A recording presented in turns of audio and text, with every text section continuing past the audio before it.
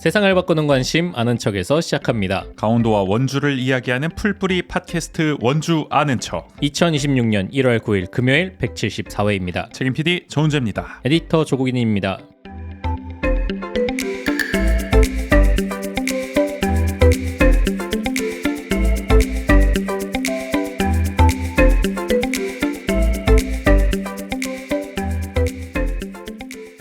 영유아를 키우는 부모님들에게는 가장 힘든 시기입니다. 연초 방학 시즌이죠? 맞습니다. 슈아도 지금 집에 있죠? 네, 계속. 육아 동지들 그렇죠. 이번 주 보내시느라 고생 많으셨습니다. 어때 좀 많이 놀러 다닙니까 지금?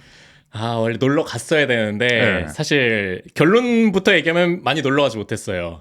왜요? 그러니까 슈아가 아팠었거든요. 그러니까 원래 제 계획은 아주 창대했습니다. 제가 슈아의 건강을 항상 기원하고 있는데 그러니까요. 아팠군요.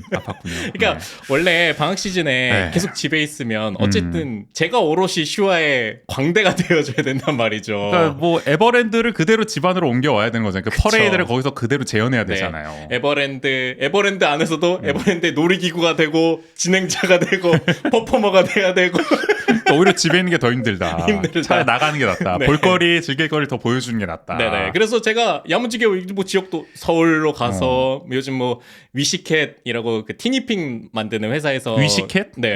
티니핑 업체예요, 그게? 업체 거기에 똑같은 애니메이션 업체에서 이제 고양이를 소재로 티니핑과 같은 애니메이션을 만든 게 있는데 거기에 뭐 이렇게 테마파크 겸 전시가 이제 만들어졌다 그게 그래서 서울에 있어요? 네. 그래서 서울도 한번 가보려고 계획을 했었고 또 뭐 강릉 바다도 한번 구경하고 야, 이거 뭐 영서, 영동을 아우르는 서쪽과 동쪽. 그리고 원주 또 인근에 재미난 키즈 카페도 한번 데려가 보려고 하고 이렇게 계획을 다 세웠었는데 슈아가 주말 지나고 이제 월요일 새벽부터 딱 고열이 나더라고요. 아이고, 이 요새 어쨌든 특히 영유아들 중심으로 또 독감 환자도 늘고 있고 맞아요. 면역력이 한창 또 약해질 시즌이잖아요. 그렇죠. 그래가지고 열이 안 떨어져가지고 일단 뭐 계획했던 건 다 취소하고 병원도 가보고 이랬었는데 해열제를 먹어도 열이 안 떨어지는 거예요. 그래서 이렇게 계속 지켜보다가 결국 뭐 이번에 다행이겠죠 아무래도. 그래서 그 원주련에 있는 심야 어린이병원 저희가 일전에 전해드렸던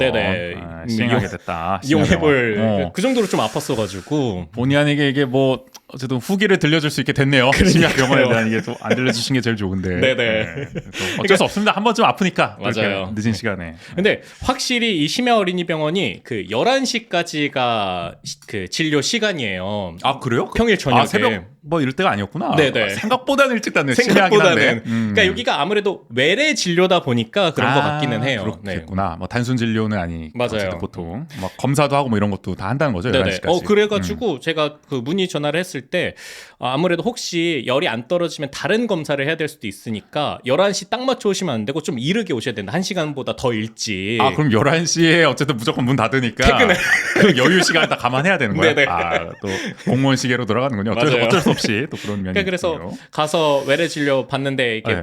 진료 보시더니 뭐 바로 그 직전에 병원을 다녀오다 보니까 아마 막 여기서 더 할 수 있는 건 크게 없다. 그러니까 이제 해열 주사도 이제 엉덩이 주사가 아니라 뭐 혈관 주사밖에 없다 이렇게 말씀하시면서 그래도 좀 지켜보면 될 것 같다라고 말씀을 해주시더라고요. 근데 그게 확실히 부모 입장에서는 내가 이걸 전문가에게 이 얘기를 듣고 아니고의 차이가 크다 보니까 이게 이 심야 어린이병원이 있는 덕분에 그래도 한 번 더 확인하게 되다 보니까 좀 안심되는 건 확실히 있더라고요. 그러니까 심야 어린이병원이 있고 없고가 그런 데서도 큰 차이가 있는 것 같아요. 그러니까 내가 이용을 하지 않더라도 언제든지 내가 밤늦은 시간에 아플 때 아이를 데리고 갈 수 있는 의료기관이 있다. 맞아요. 요게 일단 중요한 거잖아요. 이 그쵸. 자체가.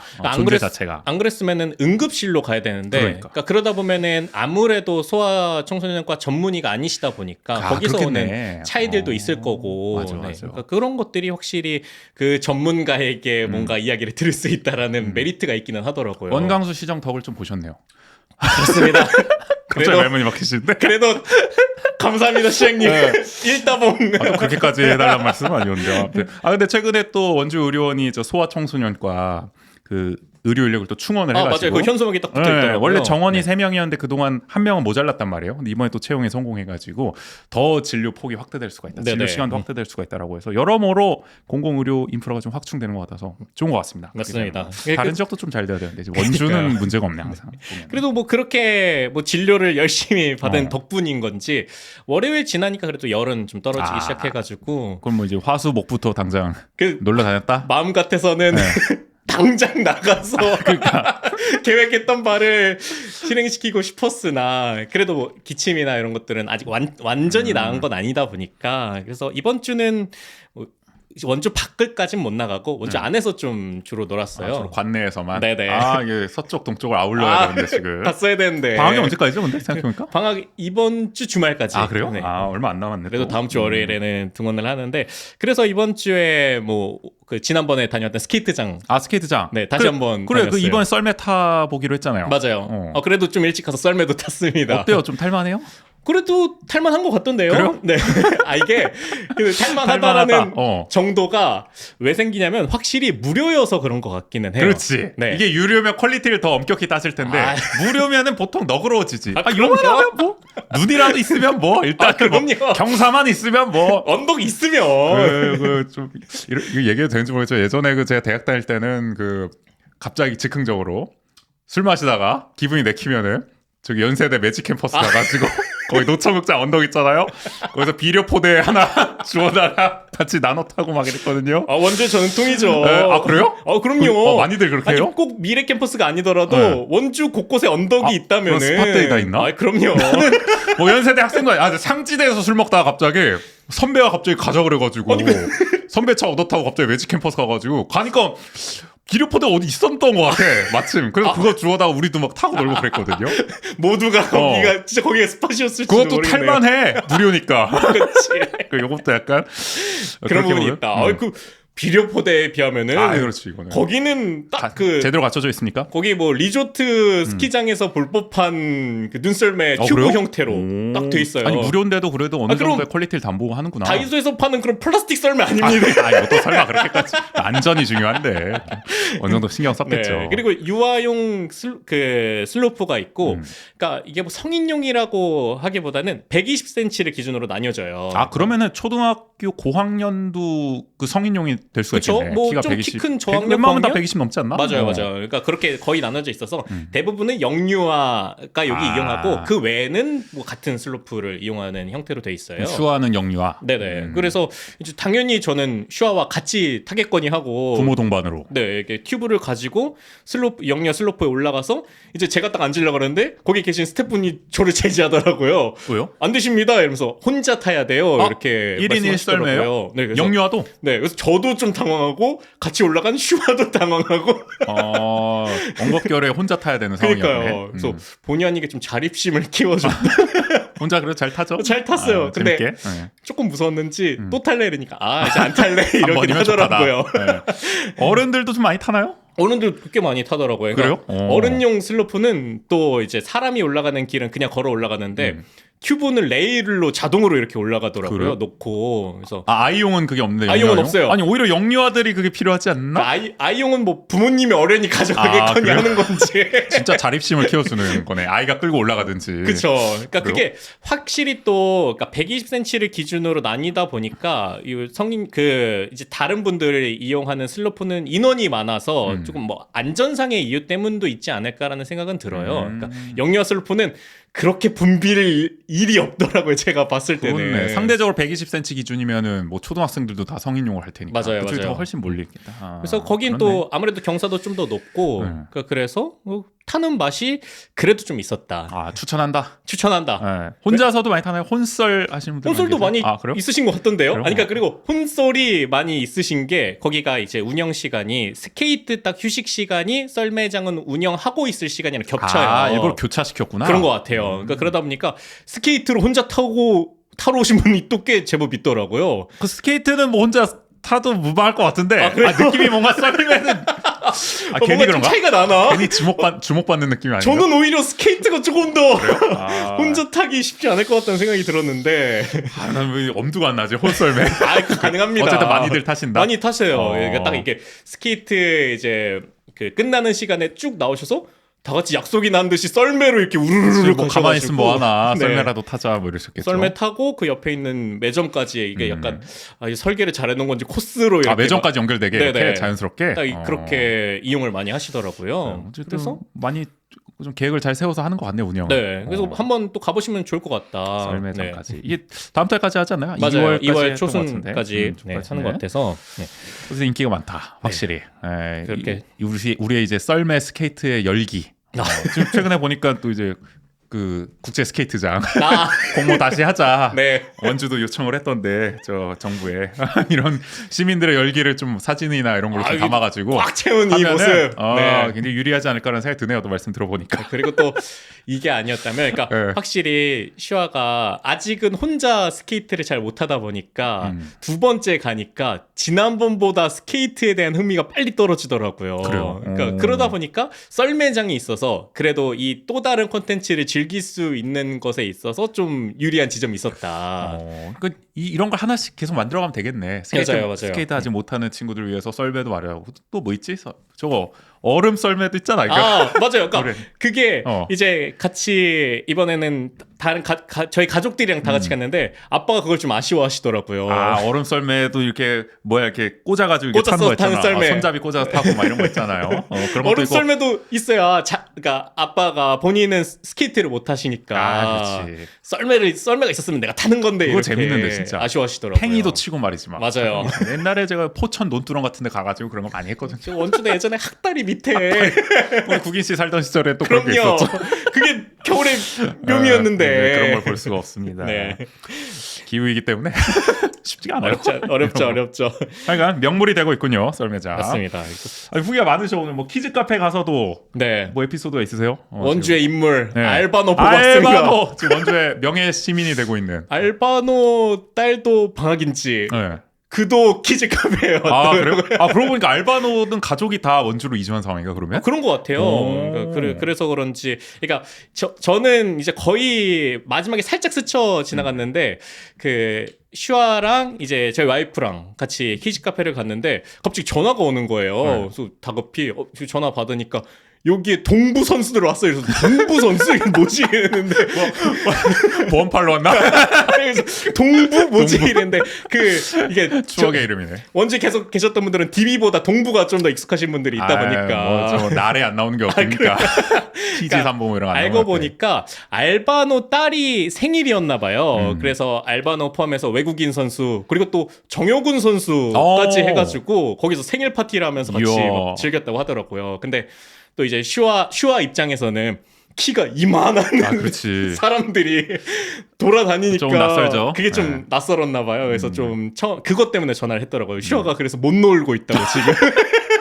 갑자기 위압감을 느꼈는지. 그래도 좀 있겠네. 시간이 지나서 뭐 나름 좀 피하면서도 놀고 이러다가 알바노 딸과 같이 낚시를 했다고. 그래요? 그래서 알바노 딸이 What's your name? 대답했어. 그래서 슈아는 막 굳어가지고 대답을 못하니까 와이프가 조슈아 이러니까 또 조슈아가 영어 이름이니까 그렇지. 친숙하겠네. 조슈아 이러면서 같이 막 그래도 놀고 끝에 갈 때는 이제 그 알바노 딸이 알바노한테 그랬는지 알바노 와이프한테 그랬는지 프렌드라고 같이 놀았다고. 근데 지금 약간 성대모사 하시는 게 좀 되게 흑인 스테레오 타입으로 아니요. 하시는 거 아니야? 그런 거 아니야? 저는 그래요? 저희 와이프를 따라한 건데. 그래요? 약간 좀 어디 저기 흑인 영어 뭐 이런 거 있잖아요. 그런가? 발음 같은 거. 전혀 전혀 아니에요? 전혀 아닙니다. 제가 오해를 한 걸로. 제가 스테레오 타입에 젖어 있어서. 그래서 이제 저는 이제 늦게 이제 슈아 데리러 갈 때쯤에 갔는데 그때 이제 나가고 있더라고요 알바노. 그래서 딱 알바노 인사 좀 했어요? 좀 못했죠. 왜요? 아니 다급히 딸을 부르면서 본인도 빨리 나가고 있어가지고. 사인이라도 좀 받으시지. 그러니까. 요새 뭐 잘 나가잖아요. 또 DB가. 그럼요. 알바노 뭐 영웅이 되고 있고 지금. 알바노 3라운드 MVP. 그러니까 뭐 버저비터 아주 유명한 장면이 됐죠. 올 시즌. 맞아요. 승리를 위해 1.1초만 필요하다. 결정적 상황에서 항상 이제 해결사 역할을 해주고 있는데. 그 덕분에 DB 지금 6연승 달리고 있죠. 아주 당당하게 어깨 펴고 돌아다닐 수 있겠어요. 알바노. 그럼요. 키즈 카페 가서 알바노 목격 알바노까지 건설까지. 봤다. 네. 종종 이렇게 DB 선수들 보게 됩니다. 그런 것 옛날에 같아요. 저기 이자카에서 알바하다가 DB 선수들 이렇게 온 거 보고 막 그랬는데 제가 근데 농구를 잘 몰라가지고 누구 왔다는데 뭐 아직도 모르겠어. 뭐 누가 왔다 그랬지. 근데 아마 제가 알기로는 김현호 선수 이제 그랬던 것 같아요. 보셨다고. 지금은 은퇴하지 않았어요? 은퇴했어요. 몇 년 그렇죠. 전에. 맞아. 네. 몇 년 전에 봤었는데. 하여간 그게 또 우리 프랜차이즈 그럼요. 팀의 어떻게 보면 매력이죠. 그런 걸 볼 수 있다는 게. 네. 알바노도 아빠였다. 그렇죠. 알바 가족이 어쨌든 함께 산다는 네네. 거. 우리 원주 시민이란 거. 그럼요. 든든합니다. 네. 이렇게 또 일주일을 바쁘게 보냈습니다. 주말까지 잘 보내셔야겠습니다. 어쨌든 주말에는 어떻게 또 관외로 한번 나가 보시죠. 한 번쯤 좀 시도해볼까 생각이 들긴 에버랜드라도 한데. 한번 다녀보시고. 네. 주말은 지옥에 있겠구나. 진짜 다 몰려갈 테니까. 그냥 그렇습니다. 저는 또 요새 뭐 어쨌든 뉴스레터 만드는 일하고 지역신문 열심히 보고 있는데 지역신문들 보통 이제 오피니언란들이 재미가 없거든요. 그쵸. 뻔한 얘기하기 때문에 이번 주 원주투데이는 그래도 좀 인상 깊은 글이 실려가지고 여기 잠깐 해보려고 그러는데 그 독자기고예요. 그 단구동에 사는 가명을 쓰셨는데 이제 박동훈님이 이제 기고한 실직 가장의 겨울나기라는 건데 이분이 이제 원주의 하나 아파트 공사 현장에서 일하다가 이제 얼마 전에 일자리를 잃으셨대요. 40대 네네. 가장인데 그래서 이제 하여간 좀 어렵다는 얘기를 하십니다. 그래서 건설 경기가 많이 위축돼 있죠. 맞아요. 네, 다뭐 네. 부동산 시장도 얼어붙고 있고 그래서 앞으로도 경기가 뭐 안 좋아질 것 같다라고 하시면서 또 여러 이제 말씀을 해주셨는데 이런 대목이 있더라고요. 높으신 분들께 그리고 원주시 관계자분들께 간곡히 부탁드립니다. 저희 같은 서민들은 거시경제니 성장률이니 하는 어려운 말은 잘 모릅니다. 그저 아침에 눈 뜨면 출근할 곳이 있고 한 달 꼬박 땀 흘려 일하면 아이들 학원비 걱정 안 하고 저녁에 온 가족이 둘러앉아 삼겹살 한 번 구워 먹을 수 있는 소박한 행복이면 족합니다. 제발 그 소박한 행복마저 포기하지 않게 도와주십시오. 이 대목이 저는 인상적이었던 게 요새 한창 이제 선거 시즌이잖아요. 현수막 요란하게 붙고 뭐 하겠다 저거 하겠다 뭐 유치했다. 대단하게 하겠다 막 이런데 그런 것들이 지금 이 글을 쓰신 분들에게 가 닿을까 와 닿을까라는 생각이 문득 드는 거예요. 지금 원주시장 하겠다고 하는 분들 또 뭐 원광시장도 그렇고 성과라고 강조하는 것들 뭐 대부분 그런 겁니다. 뭐 의리의리한 거 뭐 반도체 산업부터 해가지고 뭐 천복단지 유치하겠다, 뭐 디지털 헬스케어 뭐 AX 전환하겠다, 뭐 그런 얘기도 하고 2차 공공기관 이전에 뭐 원주공항 국제화 다 이런 얘기들 하잖아요. 근데 이게 진짜 이 하루하루 정말 이게 벌고 살아가는 이 원주 시민들에게 와닿는 얘기일까? 그쵸. 라는 생각도 문득 드는 거예요. 물론 그거 중요합니다. 중요한데 거기까지만 공약이 항상 나온 느낌이야. 그러니까 거시적인 담론들에 대한 얘기만 나오고 정작 이렇게 살아가는 정말 우리 원주 시민들의 삶 속의 이야기가 그 공약들에 담겨 있느냐라는 생각을 문득 하지 않을 수가 없더라. 이 글을 읽으니까 더더욱 그렇다는 거죠. 맞아요. 그러니까 그 글에 이게 방금 소개해주신 부분뿐만 아니라 그 앞뒤로 살펴보면은 이분이 일상에서 내가 지금 어떻게 느끼고 있는지가 되게 진솔하게 다가오더라고요. 그렇죠. 뭐 신문이나 뉴스를 봐도 뭔가 이게 어렵다는 건 알겠는데 내 얘기 같진 않다. 맞아요. 이런 대목들이 있잖아요. 근데 저는 많은 분들이 말은 안 해서 그렇지 이런 생각을 어느 정도 품고 있지 않을까. 네네.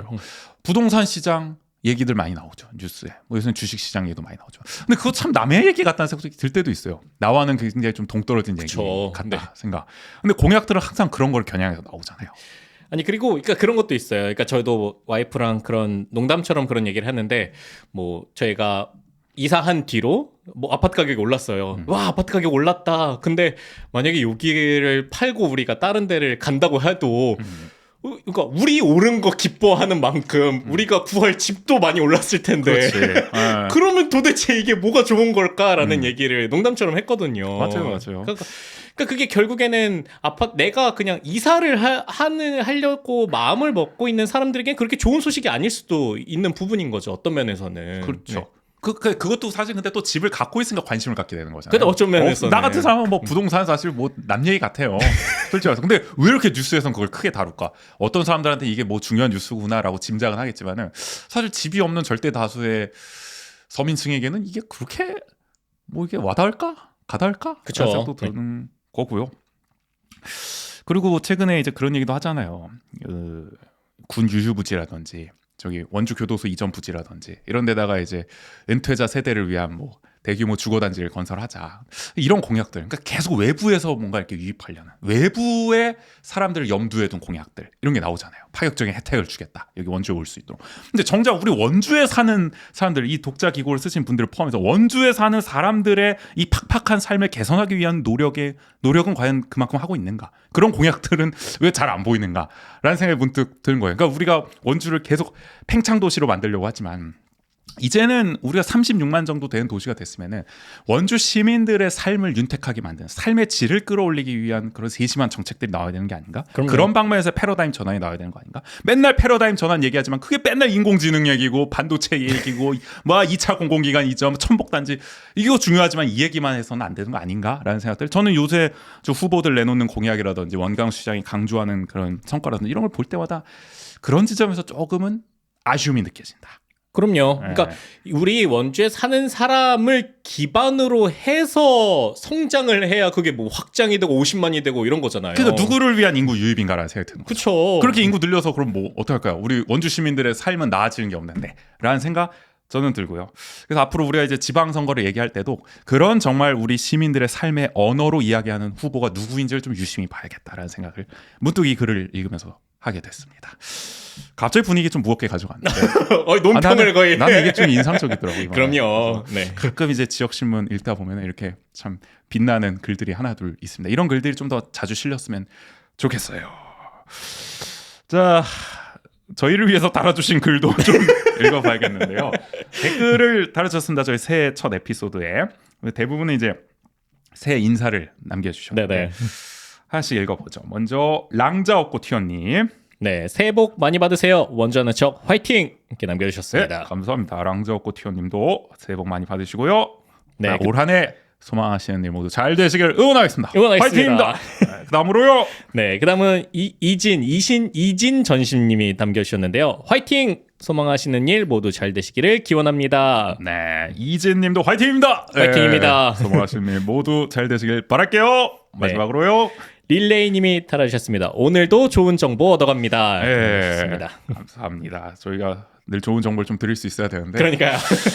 웃고 떠들다가만 끝나는 것 같아가지고 올해는 방송을 좀 더 유익하게 만들 수 있도록 더더욱 노력하겠습니다. 여러분들 하여간 이렇게 댓글 남겨주시면 저희가 다 읽어드리도록 하겠습니다. 그리고 이렇게 공개적으로 유튜브에 댓글 달기 좀 그렇다, 남사스럽다, 꺼려진다 하시는 분들은 저희 익명 소통함도 마련돼 있습니다. 왼쪽에 QR코드 나가고 있죠. 이거 스캔하셔서 들어가시면은 그냥 마음대로 쓰실 수 있어요. 네.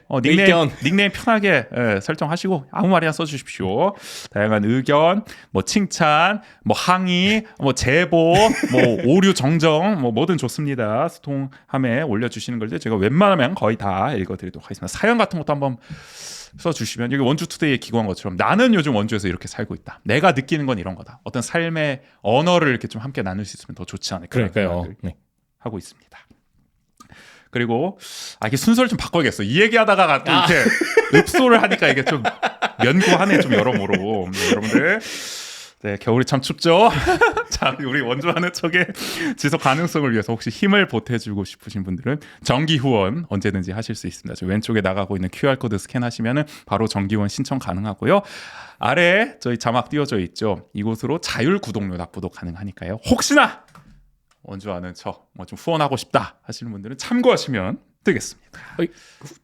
갑자기 생각난 건데 저희가 이게 방송 휴식 전에 한번 언급을 했는지 아니면 휴식 끝나고 언급을 했었는지가 그 시기가 정확하게 기억이 나진 않는데 우리 정기 후원해 주시는 분 그리고 또 일시 후원해 주시는 분들 그 소개를 한번 그렇죠. 해보면 어떨까 그래서 그 의사를 한번 방송에서 여쭤보긴 했는데 답을 아직 안 주셔가지고 근데 이게 한번 정리해 가야 되는 게 뭐냐면 정기 후원하신 분들이 메시지를 남기는 칸이 있었어요. 제가 그걸 최근에 발견했어요. 네. 근데 거기 남겨주셨더라고 다들. 그래요? 지금이라도 이거 읽어야 되나?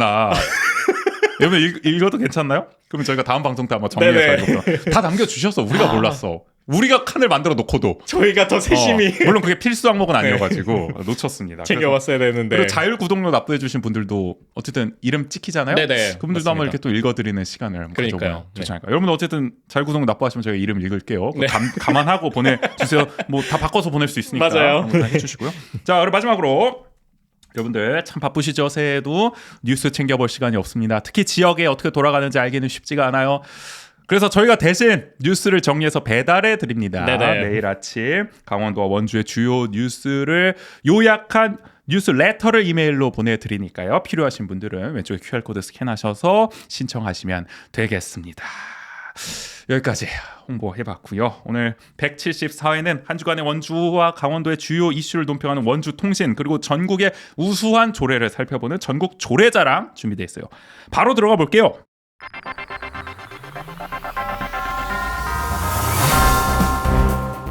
한 주간 원주의 중요한 뉴스를 논평합니다. 원주통신.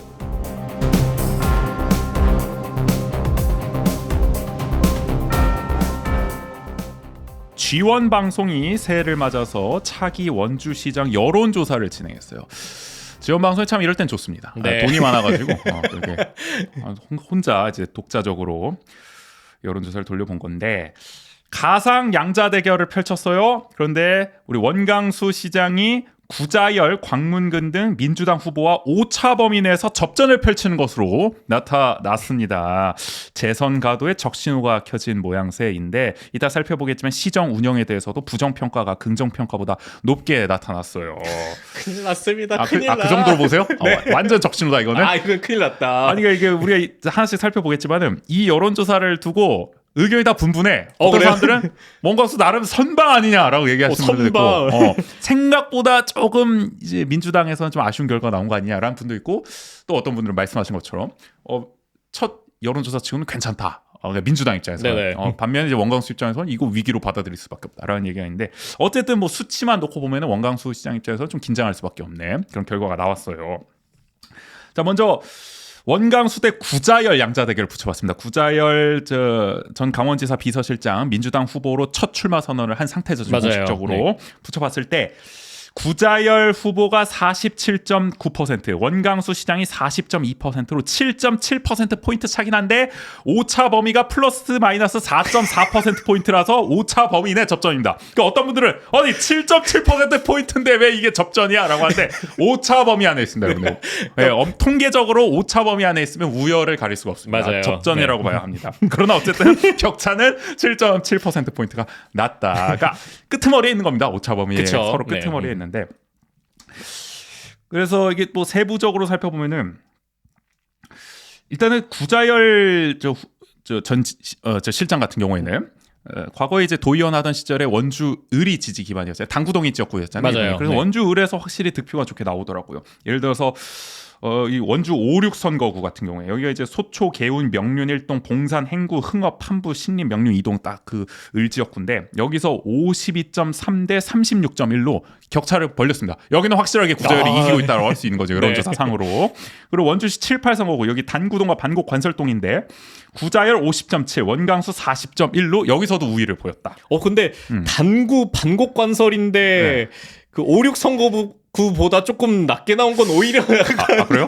그런가? 더 벌렸어야 되는 더 건가? 벌렸어야 되는 거 아닙니까? 이게 단구동 민심이 약간 좀 미묘하게 있는데 지난 대선 때도 그렇고 그런 게 좀 반영된 게 아닌가 싶기도 하고 하여간 을에서는 과반 먹고 들어간다. 지금 여론조사상으로 봤을 때는 구자열은 여기는 확실히 기반이 있다라고 할 수가 있는 거고 그러나 이제 또 이제 갑 지역으로 가면은 우리 중앙 원인 일산 태장 일동 이동 학성 단계 우산인 있는 원주시 3, 4 선거구 같은 경우에는 구자열 44 원강수 43.4 박빙입니다. 여기는 초박빙이네요. 이렇게 보면은 원강수가 생각보다 구도심에서 그렇게 또 표를 못 얻는 것 같다는 생각이 들기도 하고 이런 측면에서 보면은 지난 대선에서 중앙동이었나요? 뭐 국민의힘에게 완전히 등을 돌려버렸죠. 그러니까요. 그게 아직도 여파가 이어지는 모양새입니다. 그리고 지정면 기업 도시가 있는 또 문막이 속해 있는 부론 귀례 호저 무실동까지 무실동도 있구나 여기에 무실동까지 있는 원주시 1, 2 선거구에서는 구자열 45.3 원강수 40.8로 오차 범위로 나타났습니다.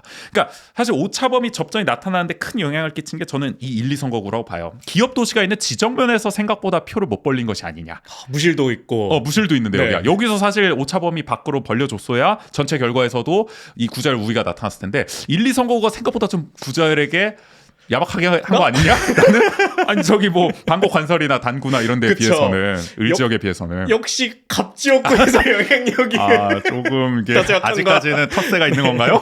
그래서 이게 좀 눈에 띄더라고요. 일단은 구자열 대 원강수는 좀 여기에 눈에 띄었고 그 다음으로 원광수 시장 대 광문근 원주시의회 부의장을 붙여봤습니다. 아 여기도 양자 대결로. 양자 대결로 붙여봤습니다. 광문근 부의장은 아직 공식 출마 선언하지 않았지만은 뭐 출마가 매우 유력한 상황이죠. 거의 네네. 사실상 뭐 지금 문자도 열심히 돌리시고 현수막도 많이 걸고 맞아요. 행보 자체는 이미 뭐 출마 선언한 거와 다를 바가 없어요. 양자 대결 붙였을 때 원광수 39.8, 광문근 39.1. 오차 범인의 초박빙 접전입니다. 0.7%포인트. 이거 지지난 대선인가요? 그렇죠. 거의 격차가 거의 나지 않는 상황이다. 이런 걸로 봤을 때는 광문근 부의장도 경쟁력이 그렇게 나쁘진 않다고 볼 수도 있는 거죠. 네네. 그래도 박빙까지는 끌고 갔으니까. 근데 확실히 이 구자열 후보랑 양자 대결 붙였을 때랑 광문군 이제 그 부의장과 양자 대결 붙였을 때는 이게 없음이 비율이 훨씬 높아지네요. 광문군 부의장과 붙였을 때. 아 그렇네요. 네. 그 구자열 대 원광수에서는 지지 후보 없음이 7.9였는데 광문군 대 원광수에서는 14.2까지 늘어나는 거의 2배 가까이 지지 후보 없음이 늘어나고 있다. 그러니까 광문군 대 원광수는 이게 좀 아직까지 잘 모르겠다. 이렇게 라인업이 나왔을 경우에는 이제 부동표가 어쨌든 늘어날 가능성이 있다는 걸 좀 엿볼 수가 있죠. 자, 전체 후보 늘어나 봤을 때 양자 대결 말고 그냥 전체 쭉 늘어났을 때 지지도는 원광수 35.5, 구자열 33.4, 광문근 11.7로 나타났는데 뭐 어차피 이제 뭐 양대 정당에서 한 명씩 나오니까 이게 의미 없다고 볼 수도 있지만 어떤 분들은 그러나 이제 도전자 입장에서는 그러니까 이게 이제 주요 후보 외에 도전자들 입장에서는 내가 쫙 늘어났을 때 몇 %가 나오느냐가 또 중요할 수도 있거든요. 그쵸. 그걸 봤을 때 이제 광문근 부의장은 이 수치를 엄청 유의 깊게 봤을 거예요. 내가 쭉 늘어났을 때 몇 프로 나오냐. 근데 11.7%가 나왔어요, 광문근이. 근데 한간엔 그런 얘기가 있었단 말이에요. 광문근 부의장이 10%를 못 넘길 경우에는 아예 도전 의사를 접을 수도 있다. 아 이거 안 되나 보다 하고. 근데 이번 10% 넘겼어 어쨌든. 그러면은 존재감을 좀 확인했다는 거야. 그래도 네. 이 정도는 나쁘지 않다. 그래서 자신감을 얻었을 가능성도 있다. 양자 대결에서도 박빙이야 게다가 나 해볼만한데 이거 그러니까요. 경선만 좀 잘해보면 이거 어찌어찌 해볼만했을 것 같은데라는 생각을 할 수도 있다는 거죠. 그다음에 민주당 후보 적합도도 물어봤어요. 그랬더니 구자열 38.5, 광문근 13.4로 나타났습니다. 역시 구자열 후보가 아무래도 좀 우위를 차지할 수밖에 없고요. 민주당 지지층만을 대상으로 후보 적합도를 물어봤을 때는 차이가 더 벌어집니다. 근데 구자열 54.2, 광문근 19.0. 구자열이 과반이다. 네, 그러니까 민주당 지지층들은 어쨌든 상당수가 구자열을 좀 미는 것으로. 아무래도 또 지난 네. 이제 지선 때도 나왔고 이러다 보니까. 네. 그리고 이제 광문근 부의장에 대한 어떤 아직까지는 그 경쟁력? 의문부가 달리잖아요. 그쵸. 네. 시민들 중에서 사실 광문근 부의장을 아는 사람이 얼마나 될까. 구자열은 그래도 뭐 시장 선거 한번 나왔으니까 그럼요. 길 가다가 물어보면 알 거 아닙니까. 구자열 저번에 나왔던 사람 아니에요? 뭐 이럴 거 아니야. 그래도 한 열에 몇 명 정도는. 근데 광문근은 지나가는 시민 아무나 붙잡고 광문근을 아십니까? 물어봤을 때 몇 명이 날까요? 아 그런 게 있잖아요. 솔직히 잡고 물어봤을 그렇죠. 때. 인지도에서 아무래도 좀 약점이 있다 보니 민주당 지지층 입장에서도 일단 이번 선거는 구자열을 믿는 게 좋지 않겠냐라는 생각을 하는 것 같아요. 2전 3기잖아. 그럼요. 한 번만 더 밀어주자. 뭐 이런 게 있을 수도 있는 거고요. 네.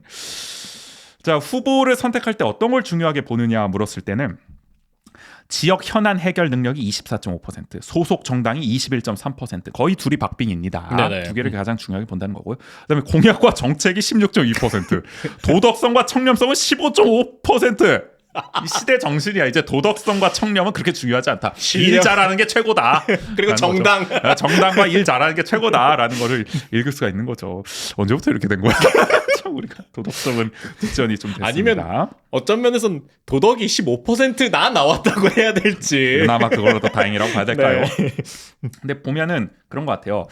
전체적으로 여론조사를 봤을 때 그 지역 현안 해결 능력이 중요하다고 한 사람들은 대체로 원광수 시장을 많이 찍었다. 여론조사에서. 그리고 소속 정당이 중요하다고 본 시민들은 대체로 광문근이나 이제 구자열을 찍었다. 네네. 그러니까 이게 그런 것 같아요.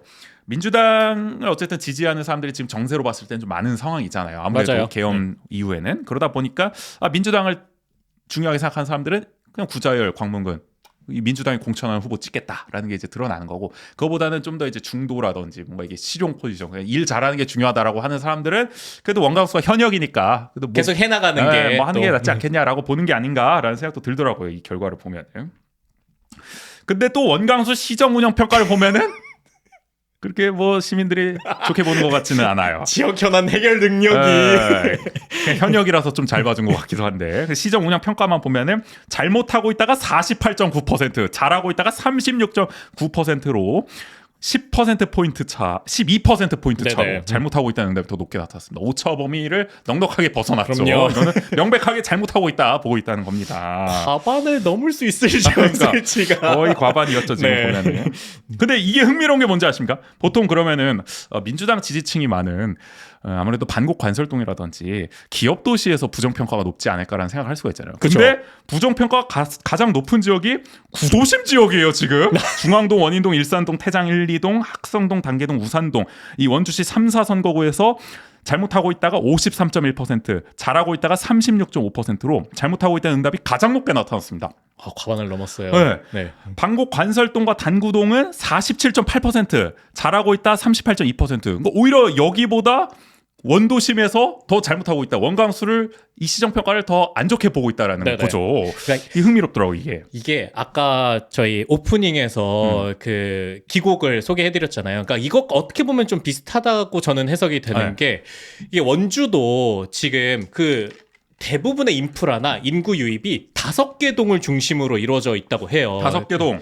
그러니까 이게 보통 무실, 단구, 그렇지. 그다음에 뭐 지정면, 그렇죠. 그다음에 반곡 관설. 방곡관설. 하나가 또 어디였는지 뭐 제가 단계동인가? 아마 단계동 또는 아마 그런 지역일 것 같은데, 그러니까 이 지역에 원주의 대부분의 이런 시설이나 인프라가 제가 봤던 통계나 여기에서는 거의 90% 이상이 지금 몰리고 있다고. 그렇겠죠. 네, 아무래도. 그러니까 그러다 보니까 이 나머지 동 지역이나 은면 지역 같은 경우에는 엄청 수혜를 받고 있는 거죠. 아니 근데 원광수 시장이 그렇게 만두 축제도 열심히 밀어주고 말이야. 구도심 살리겠다고 지금 뭐 다 했는데 왜 그 마음을 몰라주는 겁니까?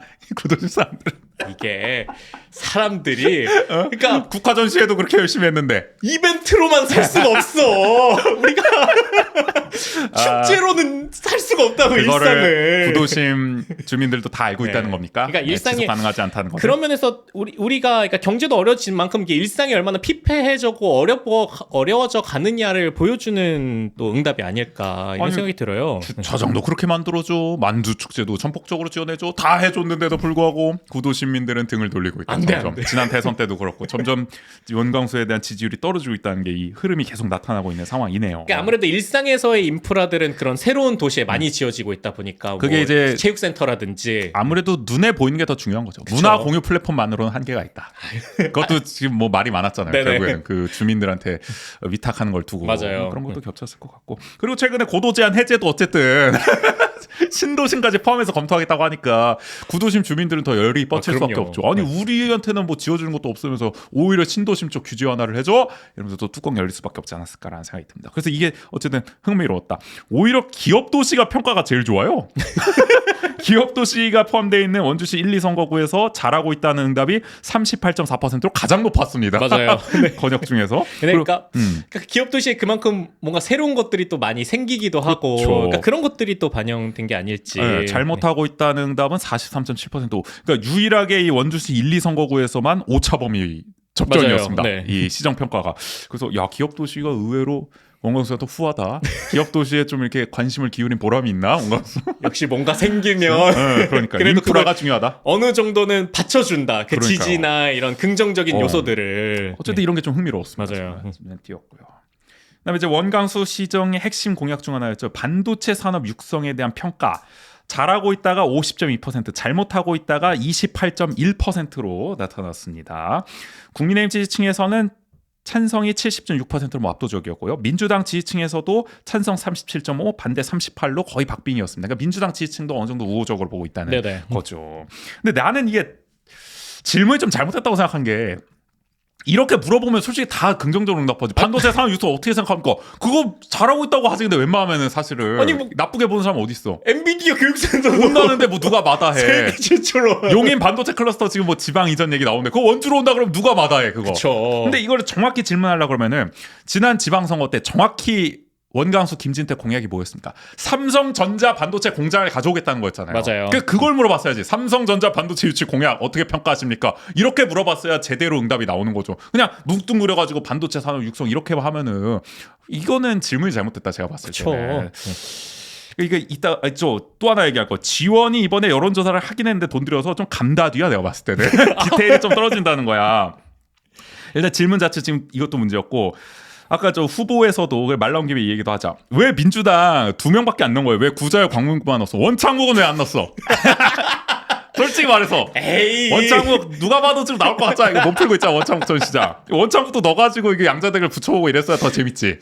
본인도 원했을 수도 있지 않았을까요? 원한다는 얘기가 파다합니다. 여론조사에 이번에 좀 섭섭할 수도 있어요. 본인 빠져가지고 넣어주길 내심 바랬을 텐데 왜 안 넣나? 전 좀 의아하다는 생각이 들고 그리고 국민의힘도 지금 뭐 최재민이라든지 뭐 조용기 의장 같은 경우에도 지금 출마 몸풀기 하고 있다는 얘기 나오고 있잖아요. 그쵸. 그런 거 좀 네. 다 넣어가지고 좀 양자택을 붙여보고 기왕 돈 들여서 하는 거 그렇게 했어야지. 뭐 딸랑 원주는 이제 3명만 넣어놔가지고 이거 뭡니까? 재미없게 이거 좀 아쉽다라는 생각이 듭니다. 그리고 시정 평가에 대해서 좀 넣으려면은 뭐 반도체도 물론 중요하겠지만은 아카데미 극장 철거도 최대 이슈 중 하나였잖아요. 그럼요. 여기에 대한 네. 평가도 좀 물어보고 그래야죠. 어떻게 보면 2대 축이잖아요, 이게. 아니 이게 뭐 원주의 이런 정말 바닥 민심을 읽고 싶으면 그런 질문을 넣어야지. 이거 뭐 어디 뭐 춘천에서 그냥 그 책상 머리에서 이거 여론조사 돌린 거야? 뭐야? 원주 주재 기자들 뭐 한 거야? 이런 거 신경 안 쓰고 답답합니다. 딱 그게 맞는 것 같은데요. 아 그래요? 원주 반도체 물어보면 되지 않아? 거기 반도체잖아. 뭐 이렇게 딱 그냥 1차원적으로 그냥 여론조사 돌린 게 아닌지 아쉬움이 남습니다. 왜냐면 더 잘할 수 있었기 때문에. 그럼요. 그래서 네. 아쉽다는 거고요. 자, 그다음에 정당 지지도 물어봤을 때 더불어민주당 42.2%, 국민의힘 33.7%로 오차 범위 밖에서 민주당이 앞섰습니다. 네네. 확실히 원주는 민주당 지지세가 확연하다. 네, 조국혁신당 4.3%, 개혁신당 3%, 진보당 2.1%로 나타났어요. 근데 여기서는 이제 또 우리가 살펴볼 게 연령별 정당 지지도를 보자고요. 세상이 도대체 어떻게 되고 있는 겁니까? 자, 일단은 민주당의 콘크리트 지지층은 4, 50대죠. 40대 민주당 65.5, 국민의힘 16.7. 이거 야, 40대는 이직은 상종도 안 하겠다. 국힘은 거의 뭐 혐오 수준 아닙니까? 국힘 혐오 수준? 아니 근데 제가 이렇게 뭐 식당 보통 가거나 네. 이러면은 그래도 40, 50대 분들 중에 이렇게 대화를 하시잖아요. 네. 얼핏 들으면은 국민의힘 지지자들도 꽤 계시는 것 같은데 16.7밖에 안 된다는 겁니다. 그분들이 다 거기 그러니까. 식당에 가셨는지 우리 영포티 분들은 절대 다수가 민주당을 지지하고 있다라는 거 이걸로도 확인할 수가 있고요. 50대 민주당 61.9, 국민의힘 22.1 거의 비슷합니다. 그러니까요. 네, 40, 50대는 50대가 60% 이상이 민주당을 지지하고 있다라는 점. 그러니까 뭐 이거 민주당이 안 이기고 100이겠습니까? 그러니까요. 근데 지난 총선은 왜 진 거야? 아무튼. 이런데도 저 자, 60대에서도 나름 이제 선방을 했어요. 민주당 35.3, 국민의힘 43.1. 예전에 비하면은 뭐 격차가 많이 줄어든 거죠. 그러니까 예전 같으면은 지금 40대에서 보이는 이 경향이 60대에서 바로 보였어야 되잖아요. 그렇죠. 그렇게까지 갔었죠, 사실은. 네. 그 경향이 이제 70대 이상으로 넘어갔습니다. 이제 세월이 지나다 보니까 70대 이상으로 가면은 민주당 23.7, 국민의힘 52.7. 확실히 이제 노년층은 이 국민의힘 지지세가 아직까지는 단단하다. 네네. 저는 근데 이거 보고도 당연히 60%를 넘기지 어. 않을까 싶었는데 그조차도 많이 줄어든 것 네네. 같다라고 보시는 거죠, 보수세가. 자, 근데 이제 얘기해볼 거는 20대입니다. 20대. 20대 민주당 21.7, 국민의힘 42. 70대 이상보다도 민주당 지지율이 낮아요. 20대가. 야, 이게 무슨 일이냐고요. 이거 저번에도 얘기했지만은. 세상이 바뀌었나 도대체 봅니다. 놀랍습니다. 민주당 거의 혐오 수준 아니냐 이것은 20대에서 대단합니다. 그러니까 민주당을 싫어하는 것까지는 이해하겠어요. 근데 국민의힘이 왜 40이나 받는 거야? 20대에서? 아니 이게 여기가 싫다고 여기를 뭐 투표 때는 찍을 수 있어도 그쵸. 우리가 지지할 때는 그냥 지지 정당 없으면 할 수도 있잖아요. 둘 다 싫다 이럴 수도 있는 거잖아요. 맞아요. 근데 네. 이거는 국민의힘을 적극적으로 지지한다는 거예요. 42%나.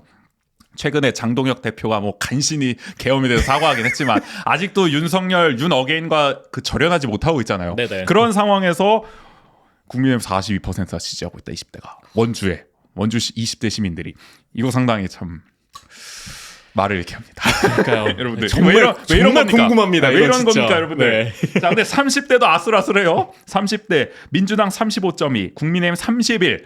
오차범위 접전입니다. 그래서 20, 30대 지금 상당히 이게 이게 아무래도 저나 우재 씨 세대를 기점으로 이게 20대, 30대로 올라오면서 이게 계속 좀 이제 우리는 더 40대 쪽으로 가는 그러니까 우리는 040로 가고 있는 거죠. 네. 그런데 지금 그리고 20대가 올라오고 그렇죠. 이러면서 이 격차가 또 점점 좁혀지고 있는. 그럼 10대는 어떨까? 지금 10대는 더 심할 수도 있지 그래요? 않을까요? 우리 교실이 많이 네. 극우화가 되고 있다라는 얘기가 있는데 걱정입니다. 이런 걸 보면은 모르겠습니다 이게. 자, 어쨌든 20대의 뭐라 해야 돼? 이게 보수화라 그래야 돼? 이게 뭐 이 현상에 대한 원인을 여러분들 어떻게 추측하고 계시는지 댓글 남겨주시면 좋을 것 같고요. 그러니까 원주에서도 그런 경향성이 나타나고 있다. 근데 아까 제가 그 왜 기업 도시가 생각보다 원광수 시장에 대한 평가가 좋고 구자열, 광문근 이제 후보가 생각보다 좀 지지를 못 받고 있다라고 했잖아요. 네네. 근데 정당 지지도만 놓고 보면은 기업 도시가 제일 높게 나타나요. 민주당. 이 기업 도시가 있는 1, 2 선거구에서 민주당 45.5, 국민의힘 30.5로 가장 높았습니다. 전체 이 선거구로 봤을 때. 그 이런 걸 봤을 때 어떻게 해석해야 되냐? 다들 민주당은 많이 지지해. 기업 도시에 사는 사람들이. 그러면 이제 뭐 총선이나 이제 그렇죠. 대선이나 대선 때 나타나지. 네. 근데 구자열, 광문근이 후보로 등장해. 그러면 난 잘 모르겠다. 내가 민주당은 지지하지만 민주당 후보가 구자열, 광문근이야. 요건 잘 모르겠네. 내가 이게 선뜻 이게 도장이 안 찍히네. 뭐 이런 느낌이죠. 아니면 그러니까 물론 그런 게 있을 수도 있겠지만 이건 너무 일차원적 해석인가? 아까 얘기했던 것처럼 당장 지금 우리가 살고 있는 곳에 인프라를 누가 해주고 있느냐, 그게 성과로 나타나고 있느냐에 대한 부분에서 어떤 면에서는 되게 실용적인 선택을 하고 있다라고도 해석해 볼 수 있지 않을까요? 그러니까 네. 이게 또 지방선거는 어쨌든 이익 투표를 더 노골적으로 할 수가 있다 있으니까 보니까. 중앙정치 대선 총선 때는 내가 민주당 지지하니까 민주당 찍는데 우리 지방선거에서는 우리 기업도시를 발전시킬 정말 지역 현안 해결 능력이 있는 후보를 뽑아야 되니까 그러면 뭐 국힘이라도 일 열심히 하면 뽑는 거지. 실제로 기업도시 위해서 열심히 일을 하니까 그쵸, 이렇게 그럼 원광수 기꺼이 찍을 수 있는 거지. 성과들 나오고 있고 그 다음에 아직 발표만 되고 실제로 뭐 착공에 들어가거나 그게 준공에 들어가거나 하지 않은 사업들도 있잖아요. 사업의 또 연속성과 안정성을 네. 위해서는 왜냐면은 또 정권이 바뀌면 그렇지. 봐왔잖아. 그렇지. 지난 다 정권에서 뒤집힌다 이거. 다 수청이다. 진행되고 있던 사업들 그렇지. 바로 뒤집어 버리는 모습을 봤기 때문에 맞네. 그러니까 우리의 지역의 인프라를 위해서라도 그래도 한 번은 더 해보는 게 좀 나을 수도 있지 않을까 이런 생각을 하시는 분들도 꽤 있어서 그 말씀 일리가 있는 그런 것 같아요. 부분에서 이런 결과가 나타난 게 아닐까. 이게 교차 투표 성향이 나타난다는 네. 거고. 그러니까 그게 또 지방선거의 묘미이기도 합니다. 그쵸. 정당이 생각보다 영향력을 발휘하지 않을 수도 있다. 물론 원주는 중앙 정세의 영향을 많이 받지만 지방선거에서도 그러나 그 안에서조차도 아직은 또 이제 지역의 이익을 좀 더 중심으로 네네. 생각하는 경향이 나타날 수가 있다라는 여담이지만은 그 30대에서 조국혁신당 지지율이 10.1% 저력이 있나요? 아니 원주에서? 그게 이거 좀 오히려 희한하네. 보통 우리 그 생각을 해보면은 40, 50대가 더 조국혁신당의 그렇죠. 열혈 지지자층이라고 좀 알려져 있는데 근데 40, 50대는 완전히 민주당을 결집했고 30대가 오히려 좀 조국혁신당으로 빠지는 듯한 모양새가 나타나는 그러게요. 정도 네. 흥미롭습니다. 그걸 좀 감안해서 봐야겠네요. 야권 지지, 야권이 아니죠 지금은. 여권을. 여권 조국혁신당. 그러게요. 뭐, 아무튼 어떻게 말하든 아무튼 민주 진영 보통 민주 그렇게 많이 진영으로 표현하던데. 합산을 하면은 어쨌든 여전히 그 30대들도 민주당 쪽을 많이 지지하고 있다라고 또 해석할 수 있을 것 같습니다. 아까 이걸 안 짚어봤네. 제가 아까 연령대만 봤잖아요. 근데 성별로도 좀 격차가 많이 나타나더라고요. 그 구자열, 원광수 아까 양자 대결 붙여봤잖아요. 근데 남성은 구자열 44.6, 원광수 44.5로 완전 초박빙입니다. 0.1% 포인트. 근데 여성은 구자열 51.2, 원광수 36. 여성은 거의 압도적으로 구자열에게 표를 주고 있다. 표심을 갖고 있다라는 건데 확실히 남성과 여성의 이 지지 차이도 나타나는 건 네네. 같아요. 그러니까 그때도 저희가 그 강원지사 여론조사 얘기하면서 그때도 똑같은 얘기했죠. 20대는 왜 이럽니까 했을 때 성별 격차도 확인해야 된다. 근데 맞아요. 우리가 그때 20대 남성 여성만 따로 떼서 볼 수가 없어가지고 거기까지 분석을 못했는데 이것만 보더라도 우리가 좀 유추해 볼 수 있지 않나. 20대 남성과 20대 여성의 여론조사 응답이 크게 다를 가능성이 있다. 특히 여성들은 민주당 지지세가 확연히 나타나는데 20대 남성을 좀 중심으로 확실히 국힘 지지 성향이 좀 나타나는 게 아닌가라는 생각을 이걸 통해서도 좀 엿볼 수가 있어요. 그러니까 원광수 시장 입장에서는 뭐 어떻게 생각하고 있을지 모르겠습니다. 이걸 좀 어떻게 받아들일지. 적신호로 볼지 나쁘지 않다 선방했다고 볼지. 그러니까 이게 전반적으로는 저는 좀 적신호 위기라고 어. 해석할 수 있는데, 그러니까 아까 제가 말씀드렸던 것처럼 파란 옷도 입고 오셔가지고 좋게 해석해 주시네요. 그럼요. 근데 그럼에도 아까 이런 지정면에서의 이런 부분에서 디테일한 포인트들 있기 때문에 본인이 하고 있는 사업적인 업적을 더 많이 강조하는 이 남은 시기가 되지 않을까. 우리 그렇죠. 이거 했습니다. 그리고 이거 이제 될 겁니다. 그러니까 저 믿어주십시오. 그렇죠. 그러니까 그런 형태로 이전보다도 더 본인의 치적을 홍보하는 남은 시기로 좀 전략을 수립하지 않을까 이런 생각이 들어요. 네. 구자열 전 실장 같은 경우는 반대로 이제 본인의 역량을 좀 입증해내는 게 과제일 거다. 네네. 지금은 정당 지지도에 힘입어서 가는 게 커요. 본인 개인기보다는. 그냥 민주당 당적을 갖고 있기 때문에 사실은 많이 얻고 있다고 볼 수도 있는 거거든요. 그렇죠. 그러면은 이제 시민들의 의구심은 근데 원광수 시정 평가도 안 좋아. 원광수 좀 잘 못하는 것 같아요. 교체하고 싶어. 근데 그 대안이 구자열? 믿음직한가? 이 사람이 원주 시정을 잘 이끌 수 있을까? 라는 거에 대해 의구심을 아직 갖고 있다는 거죠. 여론조사만 봐도 그런 게 맞아요. 나타났잖아요. 그러니까 이제 구자열이 앞으로 내놓는 어떤 공약이라든지 토론회에서 보여주는 모습이라든지 그런 데서는 내가 시장으로서 충분히 그립감을 가지고 끌고 갈 수 있다. 지역 현안 해결 내가 원광수보다 더 잘할 수 있다. 라는 거를 어필을 해야 된다. 근데 아직까지 그런 건 좀 부족하다는 거죠. 저희가 지난번 출마 선언 때도 너무 공약이 모호하다라고 얘기를 했었는데 그게 좀 관건이 되지 않을까 싶습니다. 그러니까 어떤 면에서는 저는 또 이재명 대통령이 큰 지지를 받고 있는 것 중에 하나도 또 이재명 대통령까지 나와요? 그러니까 이 경향성으로 봤을 때 네. 사람들이 어쨌든 이 일상에서의 그런 힘듦을 극복해 나가는 과정에서는 저는 이명박 대통령도 그 당선되는 과정에서 보여줬던 게 되게 실용적인 모습을 어필을 많이 했다라고. 도덕 청렴성보다는 보다는. 일 잘하는 게 중요하지. BBK 이런 거보다도 청계천 버스 공영제 그쵸. 중공영제 이게 좋지. 성과를 뭔가 그렇지. 내니까. 네. 그러니까 그런 부분에서 또 강조를 하다 보면은 이게 전략 수립하는 데 있어서도 어느 정도의 방향성을 정해야 될 것 같기는 해요. 그러니까 원광수 시정과 비판을 하고 각을 세우면서도 너무 그렇게 각을 세우는 모습만 보였을 때는 아까 얘기했던 이 사업의 연속성이라든지 이런 부분이 충분히 이어질 수 있을까에 대한 의구심을 더 크게 가질 수도 있기 때문에. 그렇죠. 그러니까 지금 슬로건이 가짜 시정 끝내고 이제 진짜 시정 만들겠다는 네네. 건데 진짜 시정이 뭔지가 아직 모호하다는 맞아요. 거죠. 요걸 네. 좀 채워가는 과정이 필요하겠다. 그리고 너무 모든 걸 부정해서는 안 될 수도 있다. 그러니까 그런 것들을 잘 고민해 보셔야 되지 않을까. 어려운 일이죠. 네, 맞습니다. 그래도 4년 준비하셨잖아요. 네. 2전 3기잖아요. 그 정도는 준비하셨어요. 저 당연히. 그럼요. 기대하겠습니다. 앞으로. 자, 지원 방송에서 이번에 여론조사를 좀 많이 돌렸어요. 강원지사도 돌리고 강원교육감도 돌리고 춘천, 원주, 강릉 다 돌렸거든요. 맞아요. 그래서 한번 또 한 김에 살펴보죠. 그럼요. 강원지사 양자대결 붙여봤습니다. 김진태랑 이광재를 붙여봤어요. 그랬더니 민주당 이광재 49.5, 국민의힘 김진태 37. 퍼센트 차이가 거의 12%포인트가 났습니다. 12.5% 격차 꽤 크게 났습니다. 혹시 강원도는 이광재인가? 이광재가 자식 분당 빨리 짐 싸고 와야 될 것 같은데 당장. 그러니까 요새 보도가 많이 나오잖아요. 이광재도 맞아요. 지금 고심 중이다. 지방선거에서 뭔가 역할을 해야 되는 건가. 도민이 나를 부르고 있다. 아직 내가 죽지 않았다. 다시 한번 내가 철치부심 도지사로 화려하게 복귀해가지고 다시 한번 강원특별자치도 내가 이끌고 가보겠다. 이게 내 정치 커리어에 더 좋지 않겠냐. 네네. 고민을 할 것 같아요. 왜냐면 지금은 잘 안 풀리잖아. 맞아요. 분당에서도 네. 그렇고 지금 뭐 불러주는 데도 없고 지금 뭐 내각에서도 그렇고 그럴 것 같습니다. 그러니까 이제 성과를 내야 될 네. 시기이기 때문에 그렇지. 네, 그러니까 고심을 하지 않을까. 자, 그다음에 김진태랑 우상호 붙여봐야죠. 네, 그럼요. 우상호 대통령실 정무수석하고 붙였을 때 더불어민주당 우상호 46.3, 국민의힘 김진태 38.1, 8.2%포인트 차. 오. 여기도 오차범위 밖에서 네네. 우상호가 앞섰습니다. 참고로 이제 강원지사는 표본이 좀 많아서인지 오차범위가 플러스 마이너스 한 2% 정도더라고요. 그러니까 4%포인트 범위까지는 이제 오차범위로 볼 수 있는데 훌쩍 벗어난 거죠. 8.2%. 그럼 확실하게. 네. 그러니까 한마디로 민주당에서 누가 나와도 김진태 이긴다. 라고 했었는데 적신호가 여긴 진짜 적신호가 켜졌어. 김진태. 그쵸. 네. 재선가도. 도정 운영 평가를 보더라도요. 잘못하고 있다가 47.4%, 잘하고 있다가 39.5%로 역시 격차가 꽤 났습니다. 대체로 김진태 도정을 별로 좋지 않게 보고 있다라는 네네. 점 확인할 수 있고요. 좋은 뉴스가 잘 안 들리죠. 계속.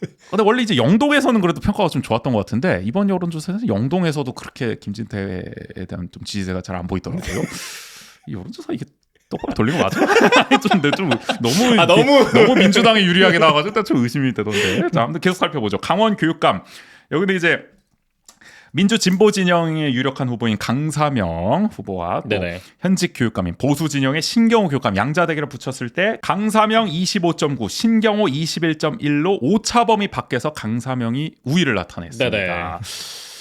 확실히 이제 신경호 교육감이 워낙 말도 많고 탈도 많았기 때문에 그러니까요. 아무래도 네. 이제 도민들의 평가가 안 좋을 수밖에 없고 또 강사명 후보가 어쨌든 일찌감치 또 몸풀기를 하면서 또 이름을 알리고 있기 때문에 진보 진영이 또 지금 단일화 작업 중이지 않겠습니까? 맞아요. 그런 네. 점을 또 감안했을 때 나오면은 이제 경쟁력이 있다라는 걸 여론조사를 통해서 좀 확인할 수가 있어요. 근데 저는 확실히 교육감에 대한 이 관심이 그렇게 당장 저희가 항상 느끼지만 그렇게 높진 않다라고 생각하는 게 신경호 그리고 강상영 씨와의 이 격차가 생각보다 크지 않아가지고 더 벌어질 줄 더 알았는데. 벌어질 줄 알았는데. 아니 근데 또 신경호 교육감이 현직인 점을 감안하면은 상당히 부진한 게 아닌가라는 생각이 그런가요? 왜냐면 인지도에서 워낙 유리하기 때문에 아. 이거보다 훨씬 잘 나올 수도 있는 건데 아예 뒤처지는 걸로 나왔다라는 것은 그만큼 신경호에 대한 평가가 매우 안 좋은 것이 아니냐라는 점. 제가 또 여기는 좀 우호적으로 해석하거든요. 근데 말씀하신 것처럼 잘 몰라요 사람들은. 부동층이 53.1%예요. 잘 모른다도 29.4%고 잘 모릅니다. 둘 다 모른다야. 그러니까. 지금 교육감이 누군지 내가 어떻게 하냐. 내가 고등학교 졸업한 지가 언젠데 뭐 이런 거 아니겠습니까? 네. 우리 같은 사람들이나 알지 뭐 이런 거죠. 그러니까 이제 인지도를 좀 끌어올리는 게 중요할 것 같고요. 신경호 교육감 직무수행 평가 잘못하고 있다가 39.9, 잘하고 있다가 26.2 확실히 부정평가가 네네. 높습니다. 사법 리스크도 얽혀 있으니까요. 자, 우리 이웃도시 춘천시장 여론조사로 가보죠. 여기는 참 대단하던데. 자, 육동한 현직 시장하고 민주당의 육동한 시장하고 국민의힘의 정광열 전 강원 부지사를 붙여봤습니다. 그랬을 때 육동한 50.9, 정광열 27.7, 23.2%포인트 차로 육동한이 압승을 거둔 것으로 나타났습니다. 이거 되게 폭력적이더라고 결과가. 이미지로 딱 나타나는데. 아니 우리 거 결과 보다 이거 보면은 야, 그러니까 여기는 거의 막 육동환이 뭐 압도적으로 지지를 그러게요. 갖고 있다라고. 그러니까 내가 말했잖아요. 현직에 원래 이 정도 나와야 돼. 그래도 이 정도까지 아니더라도 유리하니까. 그쵸. 그런 네. 걸 봤을 때 원광수 시장 입장에서는 또 적신으로 볼 수도 있죠. 아니 춘천에서는 육동환 시장이 저렇게 앞서갔는데 나는 접전이야? 이게 뒤처지기도 뭐야? 하고 오차범위 아니지만. 네, 그렇게 볼 수도 있는 거죠. 그리고 최성현 이제 강원 좀 관광재단 대표인가? 강원 관광재단 대표랑 붙여봤을 때는 육동환 50.7, 최성현 23, 27.7% 포인트로 격차가 더 벌어지고요. 그리고 김진호 춘천시의회 의장하고 붙여봤을 때는 육동환 49.9, 김진호 23.9. 역시 육동환은 국민의힘 누구와 붙어도 20% 포인트 이상 압승을 거둔다. 거의 과반은 거의 따놓은 당상이다. 당상이다. 이걸로 봤을 때는. 자, 그리고 전체 쭉 늘어나 봤을 때 전체 후보를 대상으로 지지도를 물었을 때 육동환 32.4, 정광열 17.7. 오랜만에 등장하시네요. 민주당의 이재수 전 시장 10.7%까지 나오더라고요. 이렇게 보면은. 사실은 그 춘천시장 같은 경우에는 지금 본선은 육동에 상당히 유리한 걸로 나타나는데 네네. 지금 경선이 오히려 더 재밌겠다라는 얘기도 나오는 게 민주당의 이제 당원들은 아무래도 이제 이재수 전 시장이 당원 표심을 더 많이 갖고 있을 수밖에 없죠. 지역에서 오랫동안 정치 활동했으니까 시의원 네. 활동도 하고. 그래서 이제 당원 표심은 이제 이재수가 많이 갖고 있는데 전체 이제 민심 자체는 육동환이 많이 갖고 있으니까 당원 50%, 여론조사 50%로 경선을 치렀을 경우에 과연 누가 더 우위를 나타내겠냐. 이거 굉장히 박빙일 수가 있다. 근데 민심은 육동환을 원하는데 만약에 본선 후보가 이재수가 돼. 그럴 경우에 이거 어떻게 되는 것이냐 또. 그러니까 춘천시장 선거는 오히려 본선보다도 경선이 더 재밌을 수 있다. 경선의 결과에 그게 더 관전 따라서. 포인트다라는 점 말씀드리겠고. 그럼 국민의힘 입장에서는 이재수 전 시장이 나오기를 역선택 들어갑니까? 역선택으로. 아니 뭐 그렇다고 뭐 이재수 전 시장이 아예 경쟁력이 없다 뭐 이런 얘기는 아닌데 한번 양자 대결 붙여보죠. 이것도 궁금한데. 그러니까요. 아니 그렇고요. 아니 근데 이것만 봐도 보세요. 춘천시장 후보 지금 몇 명이나 넣는 거야 지금 여론조사 돌릴 때. 민주당만 해도 육동환, 이재수, 허소영, 원선이까지 넣었어. 그리고 국민의힘 정광열, 김진호, 최성현 넣었어. 8명 넣었잖아요. 지금 7명 넣었구나. 7명을 넣었어. 춘천시장 여론조사에. 근데 우리 원주는 왜 3명밖에 안 넣고 돌렸냐고. 원주 홀대야 뭐야? 원주도 하마평 오르는 사람 7명은 너끈이 되는데 왜 춘천에 이렇게 넉넉히 다 넣어놓고? 그러니까 이게 말했잖아요. 춘천 사정에만 밝은 거야 뭐야? 원주 춘천은 하마평에 오르는 사람들 다 긁어막아서 떴는데 원주는 그냥 3명 그냥. 자 누가 나온다냐? 그럼 뭐 그 정도 나오겠지. 뭐 춘천에서 뭐 이렇게 진짜 전화 받아가지고 돌린 것처럼 그렇게 돼버렸다는 점. G1 말고 그냥 C1으로 하는 거 어떻습니까? 이렇게 되면 춘천 중심으로 이렇게 할 거면은. 나 이거 다 아쉬워. 그러니까. 자, 근데 강릉시장 여론조사 한번 보죠. 강릉 DB 집니까? 심상치가 않아요. 양자 대결 붙여봤습니다. 민주당의 김중남 40.6, 국민의힘의 김홍규 현직 시장 28.7, 11.9%포인트로 민주당의 김중남이 앞선 것으로 나타났습니다. 김중남이 지금 지역위원장이죠. 네네. 지난 강릉시장 선거도 나왔었고, 야 이거 김중남이 나오면 앞선 거든다 라는 거고. 자, 그리고 민주당의 이제 계엄 이후에 입당을 하셨죠. 당적을 바꿔서 김한근 전 시장, 김홍규 시장과 붙었을 때 김한근 40.5, 김홍규 27.6으로 12.9%포인트 차. 역시 민주당의 김한근 후보가 이기는 것으로 나타났다. 더 앞서요. 야, 이게 어떻게 된 겁니까? 그래서 후보 적합도를, 후보 지지도를 쭉 늘어나봤을 때도 1위가 민주당의 김중남이요, 23.2. 그리고 2위도 민주당의 김한근 18.7. 3위가 국민의힘의 권영열 전 도의회 의장이죠, 15.6%. 이렇게 나옵니다. 현직인 김홍규가 4위밖에 안 돼요, 13.4%. 얼마나 민심이 민심이 이렇게 안 좋다는 떠났는지. 실제로 그게 나타나는 게 강릉시장 시정 운영 평가를 보니까 김홍규 시장 잘못하고 있다가 60.2%가 나옵니다. 잘하고 있다 27.9밖에 안 나온다는 거예요. 그러니까 이미 민심은 김홍규에게 등을 돌렸다. 네네. 지난번 뭐 가뭄 사태 때 워낙 대응을 못해가지고 맞아요. 대통령한테 혼쭐이 나고, 그런 뭐 전국적으로 이슈가 됐죠. 안전적으로 네. 이슈가 됐잖아요. 그럼 시민들은 더 창피했겠죠, 우리 시장이. 그래가지고 등을 돌려버렸다.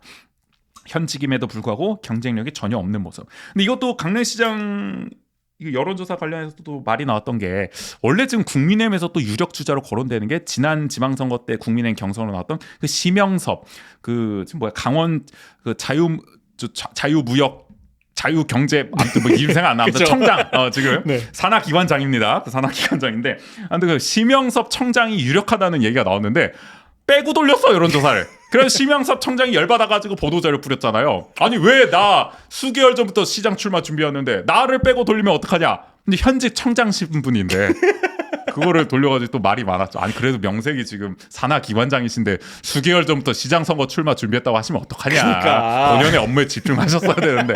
게다가 그 항의하는, 언론사의 지원에 항의하는 보도자료를 공무원이 작성해서 배포를 했어요. 그래가지고 아니 그걸 왜 공무원한테, 이거 직권남용 아니냐. 그러니까요. 본인 선거 캠프냐 무슨. 찾아보니까 강원 경제자유구역청이네요. 하여간 네네. 이게 경제자유구역청이 무슨 선거 캠프도 아니고 말이야. 이거 보도자료 왜 뿌리냐. 뭐 이런 얘기가 나오기도 했습니다. 이거 뭐 보도 나온 이후에는 이 사의를 표명하고 이제 본격적으로 선거 출마 준비하는 것 같더라고. 이제 심영섭 전 청장이네요. 이제 네네. 사의 표명했으니까. 그러니까 왜 빼고 돌렸냐? 이걸만 봐도 지원이 약간 좀 디테일 떨어진다 이거네. 이거 여러. 아니 그러니까 이미 어떻게 보면 민심이 떠난 사람이랑 양자 그러니까. 대결을 붙이는 의미가 게 없어요. 사실 김홍규랑 붙이면 안 되고 심영섭하고 붙이든가 그랬어야 되는데. 아쉽습니다.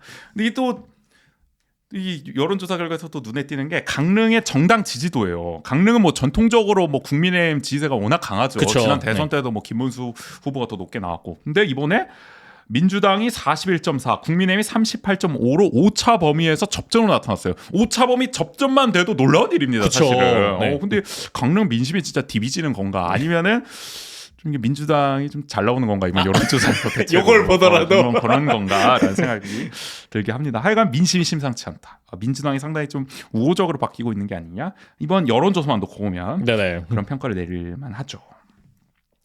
자, 마지막으로 여론조사 개요. 이것도 중년 농부님이 별로 안 좋아하실 텐데 그래도 한번 읽어보겠습니다. 네네. 이건 TTS 아닙니다. 제가 직접 읽겠습니다. 이번 여론조사 G1 방송이 리얼미터에 의뢰해서 1월 2일부터 3일까지 진행을 했고요. 원주시장 여론조사 개요입니다. 국내 통신 3사에서 제공받은 가상번호 100% 방식으로 표본을 구성해서 원주에서는 만 18세 이상 남녀 502명을 대상으로 조사를 했습니다.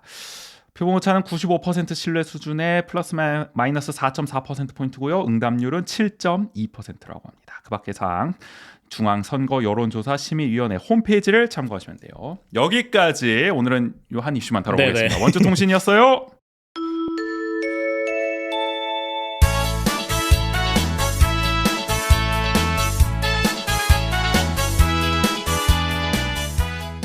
세상을 바꾸는 조례를 찾아서 전국 조례 자랑.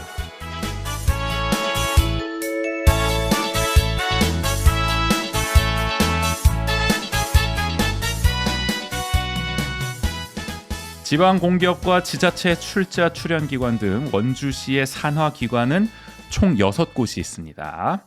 원주시 시설관리공단, 원주문화재단, 원주의료기기산업진흥원, 원주미래산업진흥원, 그리고 원주 불온 일반산업단지 주식회사 원주화훼 특화관광단지 개발까지 있어요.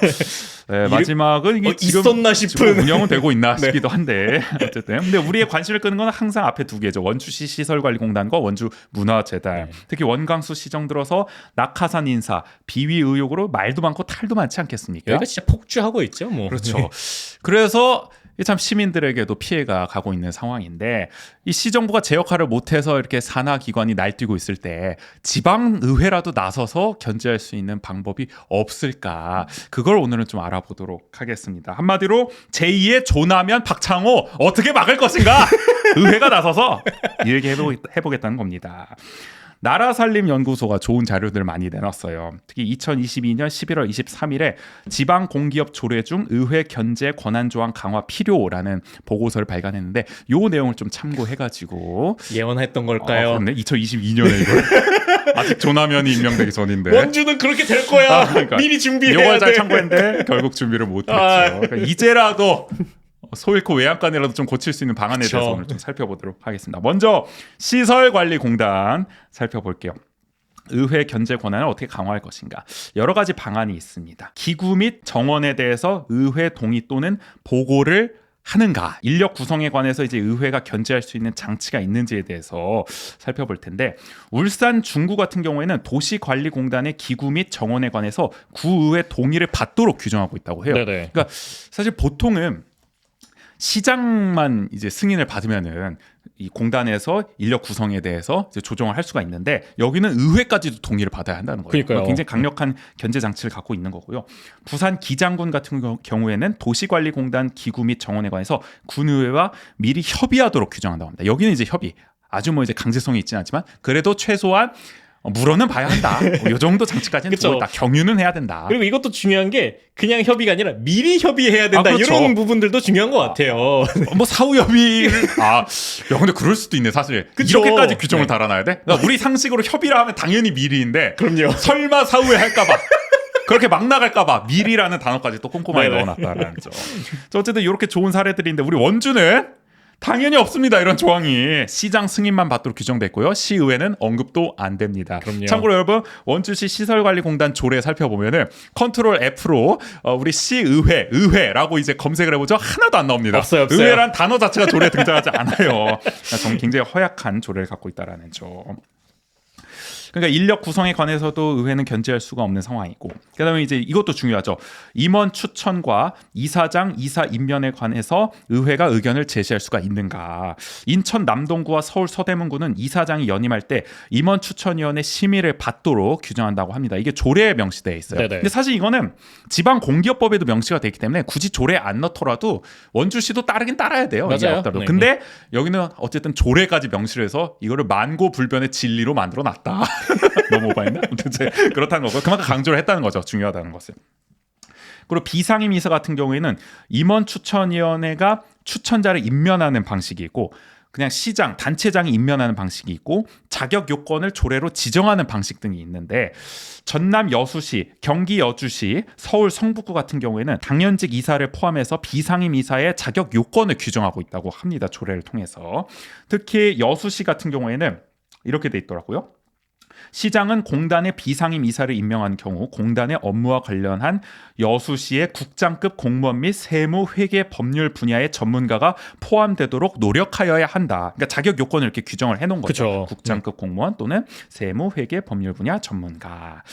그리고 경북 김천 같은 경우에는 시설관리공단 임원 추천위원회 임원 발음이 안 돼. 임원 추천위원회가 이사장 후보를 추천하면 시의회 의견서를 첨부하도록 규정하고 있습니다. 최소한 물어봐야 한다. 그쵸. 시의회는 어떻게 생각할지. 그러니까 그런 부분에서 어쨌든 의회가 의견을 낼 수 있게끔 그렇죠. 장치를 마련해 놓은 거죠.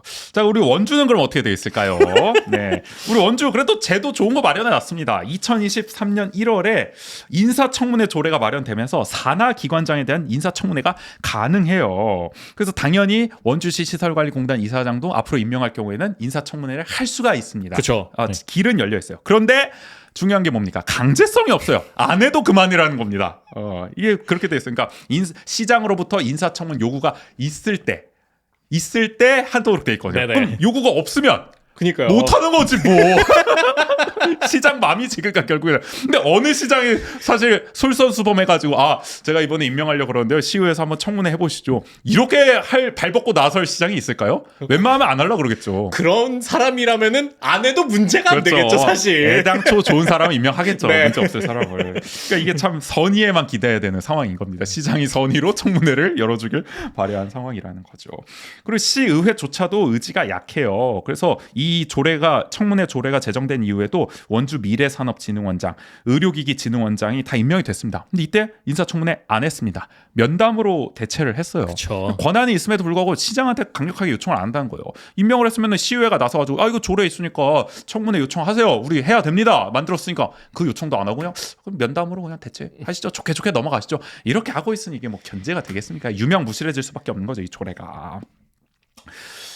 자, 그런데 강행 규정을 명시한 지역들이 있어요. 경기도 의회, 광주광역시 의회는 인사청문을 시장이 요청한다로 명시하고 있습니다. 여기는 반드시 하도록 돼 있는 네. 거예요. 그러니까 우리 원주시도 얼마든지 의회가 의지가 있다면 조례를 개정해서 시장은 요청한다 이렇게 해놓으면은 그럼요. 빼도 박도 못하는 거 아니겠습니까? 반드시 해야 되는 거 아니겠습니까? 왜 그렇게 개정을 안 하는지 좀 답답할 따름이고요. 근데 그런 얘기는 있더라고요.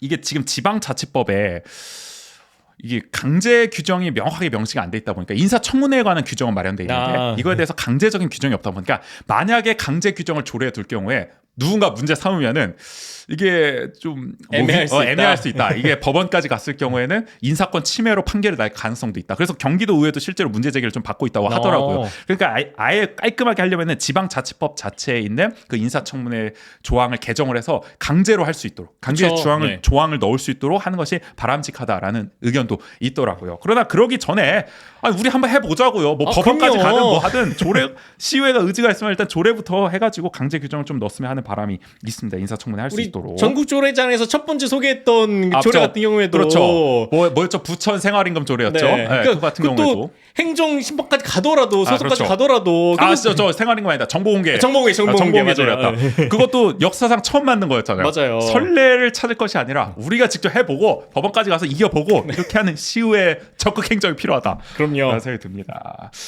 갑자기 흥분했어. 자, 그렇고요. 네. 이게 어쨌든 쟁점이고요. 그다음에 이제 비상임이사 자격 요건도 두고 있어요. 공단의 업무와 관련된 시 소속 국장과 세무 및 회계 전문가를 포함하여야 한다. 오히려 원주시 조례는 강제 규정으로 돼 있죠. 노력이 네네. 아니라 하여야 한다로. 요거는 그래도 좀 잘 해놨다라는 점. 그리고 시설관리공단 정관을 보면은 될 수 있으면 노무 관련 전문가도 포함되도록 노력해야 한다고 규정돼 있습니다. 노무 관련 전문가까지도 들어가면 좋다라는 것을 규정을 해놨습니다. 이건 조례에는 없는 건 좀 아쉽더라고요. 조례도 넣으면 맞아요. 좋을 텐데.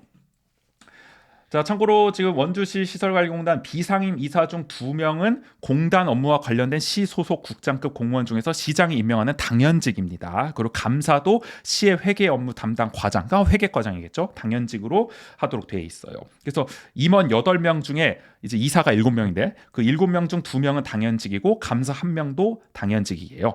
5명만 임원 추천위원회가 추천하는 건데 보통 우리가 그 당연직 이사가 한 30%를 넘으면 안 좋다라고 하거든요. 네네. 아무래도 시의 통제력이 너무 세지는 거니까.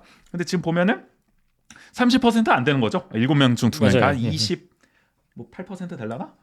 이 숫자가 산수가 안 돼요. 30%안 넣는다라는 점. 그러니까 이것만 봤을 때 당연직 이사 비율이 그렇게 높지는 않은 상황입니다. 자, 참고로 지금 임원 추천위원회 구성은 어떻게 하냐면은 지방공기업법을 따르고 있어요. 그래서 시장이 2명을 추천하고 의회가 3명을 추천하고 이사회가 2명을 추천하도록 돼 있는데 결국에는 뭐 시장 2명, 의회 3명이면은 뭐 정부 여당에 유리할 수밖에 그쵸. 없겠죠. 네. 보통 또 여당이 다수당을 가져가기 마련이니까 우리 지방선거 제도 하에서는. 그러다 보니까 낙하산 인사가 임명되기 좀 쉬운 구조이긴 하다. 이 임원 추천위원회 구성도 좀 문호를 개방해야 되지 않을까? 시민사회라든지 좀 각계 전문가들이 여기 참여할 수 있도록 맞아요. 그런 생각도 들어요. 낙하산 인사를 정말 근절하려면 그런 제도 개혁도 필요하겠죠.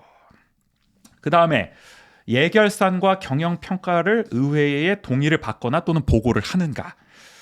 경남 밀양시 같은 경우에는 시설관리공단 결산을 시의회 제출의 승인을 받고요. 경영평가 결과는 의회에 통보하도록 규정하고 있습니다. 여기가 아주 강하게 관리 감독을 하고 있는 거죠. 그리고 서울 강북구 같은 경우에는 도시관리공단에서 결손이 예산의 결손이 발생하면 보전 내역과 이유를 의회에 바로 보고하도록 규정하고 있습니다. 근데 우리 원주는 당연히 없습니다. 이런 규정들. 이거 뭐 결산 같은 것도 그냥 시장 승인만 받으면 돼요. 네네. 시의회 보고 안 해도 됩니다. 다 그냥 시장이 맘대로 하면 됩니다. 시장한테만 보고하면 되고 시장이 승인하면 된다. 시의회는 그냥 패싱해도 상관없다. 그러니까요. 그러다 보니까 뭐 시의회는 손쓸 수가 없는 거죠. 다 그냥 물어봐야 되는 거야. 이번에 저 결산 어떻게 나왔습니까? 경영평가 어떻게 나왔습니까? 이걸 매번 물어봐야 되는 거예요. 시정부에다가. 애초에 시의회 보고하고 승인을 받으면 되는 일일 텐데 말이죠. 자, 그리고 정관은 우리 어쨌든 저 공단의 헌법이라고 할 수 있죠. 굉장히 네네. 중요한 거 아니겠습니까? 이 정관에 관련해서 의회 동의를 받는가 살펴봤을 때 전남 여수 같은 경우에는 도시관리공단 설립 정관을 시장의 동의는 뭐 당연히 받아야 되는 거고요. 시의회 동의도 받도록 규정하고 있습니다. 그리고 부산 남구, 서울 중구는 정관을 최초 작성할 때만 의회 동의를 받도록 규정하고 있습니다. 그러니까 아마 뭐 초안을 말하는 것 같아요, 이거는. 그리고 충북 청주시 같은 경우에는 시설관리공단 정관을 작성 변경할 때 의회와 협의 후에 시장 인가를 받도록 규정하고 있습니다. 그리고 인천 미추홀구는 자본금과 사업 관련해서 그러니까 핵심 내용이죠. 정관을 변경할 경우에 구청장이 인가를 하면 즉시 의회에 보고하도록 규정하고 있습니다. 그러니까 가장 강력한 거는 동의를 받는 거고 그도 안 되면 협의를 하는 거고 그도 안 되면 보고라도 똑바로 해라 바로 해라라는 건데 원주는 셋 중 아무것도 없다. 네. 그냥 보고조차도 넘어가도 된다. 시장 인가만 받도록 규정하고 있다. 관리 감독이 안 될 수밖에 없는 겁니다. 자, 그리고 공단에 대해서 출석 요구 또는 자료 제출에 대한 권한을 의회가 갖고 있는가. 서울 강남구와 강동구 등은 의회 요구가 있을 때 출석 그리고 자료 제출에 따르도록 규정하고 있습니다. 그리고 서울 성북구 같은 경우에는 매년 2회 이상 업무 상황을 단체장과 의회에 제출하도록 하고 이를 공표해야 합니다. 그리고 주민들에게도 공단의 주요 사항, 뭐 예를 들어 결산서, 경영 목표, 경영 평가 등을 공개하도록 규정하고 있어요. 그리고 이사장 같은 경우에도 주요 업무 상황에 대해서 구의회 요구가 있을 때 출석해서 보고해야 합니다. 근데 우리 조남현 이사장은 행정사무감사 때 말고는 뵙기가 힘들죠. 맞아요. 그러니까 이 시의회가 언제든지 불러가지고 상황을 물어보고 뭐 질책할 건 질책하고 이래야 되는데 모시기가 힘들다는 겁니다. 그러니까요. 이러니까 관리 감독이 제대로 안 될 수밖에 없는 거예요. 저는 그리고 이게 좀 중요하다는 생각이 들었어요. 그러니까 우리가 물론 의회를 통해서 보고를 하거나 네. 제출을 하거나 이런 것들도 중요하지만 결국에는 그런 정보들이 주민들에게 더 공개되는 게 가장 좋은 그렇죠. 방향인 거잖아요. 그러니까 의원들도 한계가 있잖아요. 그쵸. 보기는. 네. 그러니까 이게 집단 지성을 활용해야 돼. 정보를 최대한 다 열어 오픈해가지고 그냥 관심 있는 우리 같은 사람들 허구한 시가 어떻게 돌아가는 잘못한 거 없나 관심 있는 사람들 들여다보고 나 이거 발견해서 나 저거 발견해서 챗 GPT 제미나이 돌려보니까 이런 것도 문제래. 이렇게 해서 여기저기서 문제 제기가 들어오는 것을 시의원들이 또 수렴해서 다시 한번 공식적으로 문제 제기하는 이런 네네. 그림이 필요한 거잖아요. 그게 풀뿌리 민주주의 아니겠습니까? 맞아요. 그걸 하려면 말씀하신 것처럼 투명한 정보 공개가 필수인데 다른 지역에서는 그런 걸 하고 있는데 우리 원주 같은 경우는 없습니다. 당연히 조례 그런 규정이 없어요. 선의에 기대야 하는 상황이다. 자, 그리고 기타 사항까지 살펴보면은 간혹 이제 공단의 업무를 다시 한번 재위탁 주는 경우가 있어요. 예를 들어서 뭐 우리 원주시 시설관리공단 같은 경우는 뭘로 예를 들까? 예를 들어서 뭐 장애인 콜택시 운행하고 있잖아요. 네네. 이거를 원래 공단 업무인데 다시 한번 민간 위탁을 줄 수도 있는 거죠. 뭐 장애인 단체라든지 복지 시설에 그럴 경우가 있을 것이고 또 아니면 이제 쓰레기 처리 같은 업무를 다시 한번 민간 업체에다가 위탁을 주는 경우도 상상해 볼 수 있을 것이고 그럴 경우에 공단 위탁 사업의 제3자 대행 시 의회 동의를 받거나 또는 보고를 하는가를 봤을 때 부산 기장군, 서울 성동구, 경기 여주시, 울산 중구는 의회 동의를 받도록 규정하고 있습니다. 공단 사업 재위탁이 무분별하게 이루어지지 않도록 견제하는 장치인 건데 원주는 당연히 없습니다. 네. 시장의 승인을 얻으면 됩니다. 시장 승인만 얻으면 된다. 자, 그 외에 이제 충남 부여군, 아산시, 천안시, 경남 합천군은 예를 들어서 시장이나 단체장이 이제 의회 동의를 받아서 공단 강제 해산이 가능하도록 또 규정하고 있다고 하더라고요. 그러니까 이런 것도 어쨌든 의회가 관여할 수 있는 어떤 장치 중 하나라고 할 수가 있는 거죠. 그러니까 이게 종합적으로 다른 지역 사례와 비교해 봤을 때 우리 원주시 시설관리공단에 대해서는 정말 제대로 된 의회 견제 장치가 하나도 없는 거 아니냐. 진짜 하나도 전무하다. 이것은 빵점이다 지금 봤을 아니, 때. 협의나 제출 정도라도 그러니까. 있을 법한데 이게 손 놓고 있어야 되는 겁니까? 행정사무감사 때나 그나마 권한이 있으니까 자료 제출 요구 받고 이사장 불러가지고 다 그치고 뭐 이럴 수는 있겠지만은 한계는 뚜렷하다는 거죠. 그쵸. 그러니까 이번에 이제 1월 시의회에서 그 시설관리공단에 대한 행정사무조사 들어갈 텐데 우리 원주 역사상 2번째 아니겠습니까? 그 행정사무조사 때나 그나마 이제 공단 이사장 부르고 자료 제출 요구 받아가지고 들여다볼 수 있겠지만 이게 행정조사까지 해가지고 할 게 아니라 평소에 이렇게 자료 제출 그쵸. 받아가지고 또 이사장 불러가지고 이렇게 관리 검토를 해야 되는 거죠. 그게 안 되니까 이렇게 에너지를 들여야 되는 건데 원주도 어쨌든 앞으로 좀 조례를 뜯어 고쳐서 견제 장치, 관리 감독 장치를 좀 마련해야 하는 것이 아니냐, 의회 권한을 좀 강화해야 하는 것이 아니냐라는 생각이 듭니다. 네네.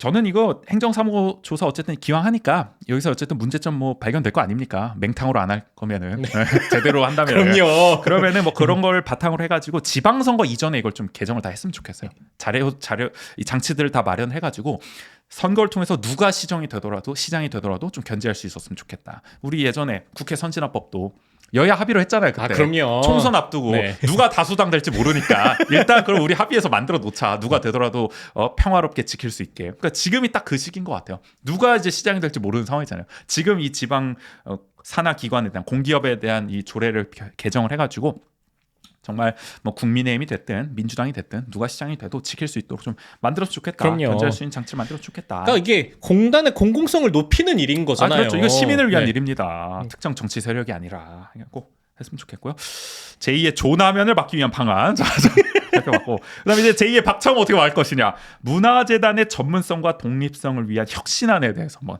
뜯어볼 텐데 일단 문화재단의 가장 큰 문제로 지적되는 게 뭐 전국적으로 다 마찬가지지만은 취약한 전문성과 인사 공정성입니다. 문화재단은 재원의 대부분을 지자체에 의존하고 있죠. 이따가 자세히 살펴보겠지만은 네. 그리고 이사장을 보통 단체장이 겸직합니다. 뭐 시장, 군수, 구청장이 보통 단체장까지 맞잖아요. 맞아요. 저 이사장까지 맞잖아요. 네. 그러다 보니까 이게 뭐 독립이 되겠습니까? 선출직 공무원의 측근 보훈 인사와 퇴직 공무원의 재취업 수단으로 재단이 악용되고 있다는 지적이 끊임없이 나옵니다. 그러다 보니 사업 과정에서 정치적 중립성이 훼손될 소지가 많죠. 우리 원주 문화재단이 딱 들어맞는 사례다. 이거 뭐 정권을 가리지 않고 네. 문제가 됐어요. 원창묵 시정이던 2015년부터 2021년까지 문화재단 대표이사를 역임한 임월규 씨는 40년간 공무원으로 일하며 경제문화국장으로 2년 6개월간 재임한 후에 2013년 퇴임한 공무원이에요. 네네. 40년 동안 일했던 공무원. 게다가 막판에는 2년 6개월이나 경제문화국장으로 일했던 사람을 바로 문화재단 대표이사가 로 꽂은 겁니다. 어떻게 맞아요. 보면은. 네. 그러니까 이게 전직 관료가 이렇게 들어가게 되면 사실은 이게 팔이 안으로 굽는 행정이 나올 수밖에 없는 거 그럼요. 아니겠습니까? 그러니까 이것도 문제가 많을 수밖에 없는 거고 전형적으로 퇴직 공무원의 재취업 수단으로 악용된 사례입니다. 그래서 이 사례를 들면서 사실 원주시 시설관리공단 생길 때 또 퇴임 공무원 자리 만들어주는 거 아니냐. 실제로 퇴임 공무원이었던 김옥수 씨가 왔죠. 이게 원창묵 시정도 그러니까요. 이런 방면에서 문제가 많았습니다. 자, 그리고 원광수 시정인 2022년부터 대표이사를 맡은 박창호 씨는 의료인 출신이었기 때문에 일단 전문성 논란이 하나 네네. 불거졌고요. 그리고 원광수 시장직 인수위원을 역임한 사람이어서 측근 보훈인사 논란 중심에 섰습니다. 그리고 지금 연임 문제를 둘러싸고 내홍을 겪으면서 그야말로 보훈을 넘어서 이제 정말 눈꼴 사나운 싸움을 벌이고 있지 않겠습니까? 낙하산 인사 때문에. 하여간 지금 뭐 안 좋은 사례가 다 있었던 거죠. 퇴직 공무원의 재취업 수단도 되고 측근 보훈 인사, 낙하산 인사가 들어오는 상황도 발생을 하고 지금 문화재단이 참 말도 많고 탈도 많은 그러다 보니까 이제 원주 문화재단이 지금 정치 조직화되고 있다라는 비판도 받고 있는 거 아니겠습니까? 네네. 그래서 뜯어 고쳐야 되는데 어떻게 바꿀 것이냐. 제가 찾아보니까 이것도 나라살림연구소에서 찾았는데 인천 문화재단이 이제 혁신안을 내놓은 적이 있더라고요. 2019년에.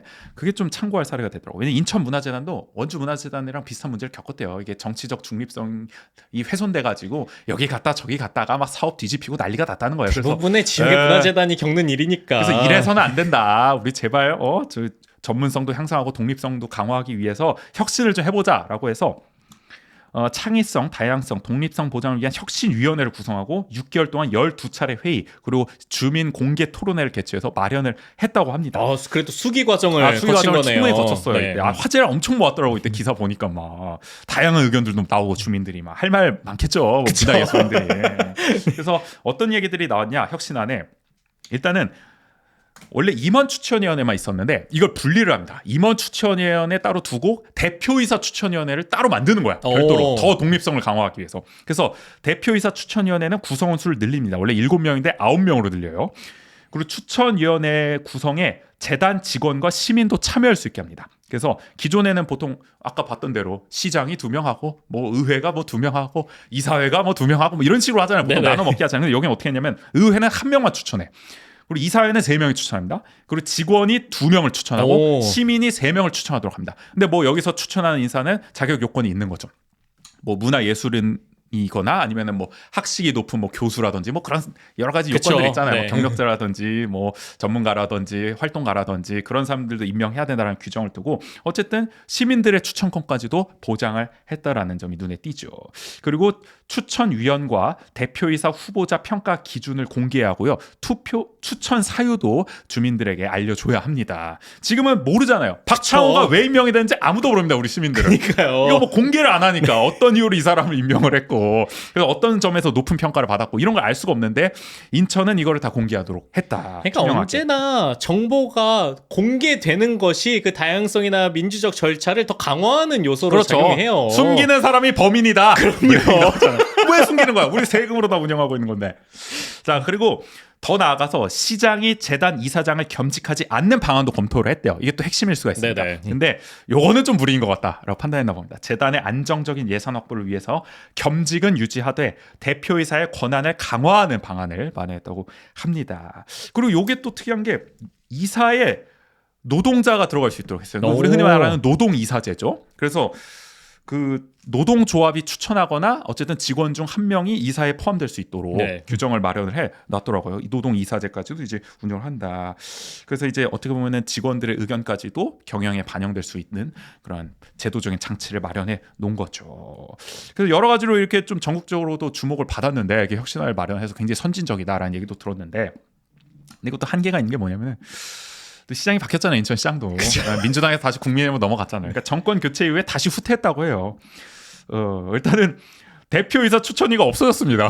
다시 임원 추천위로 통합이 됐고요.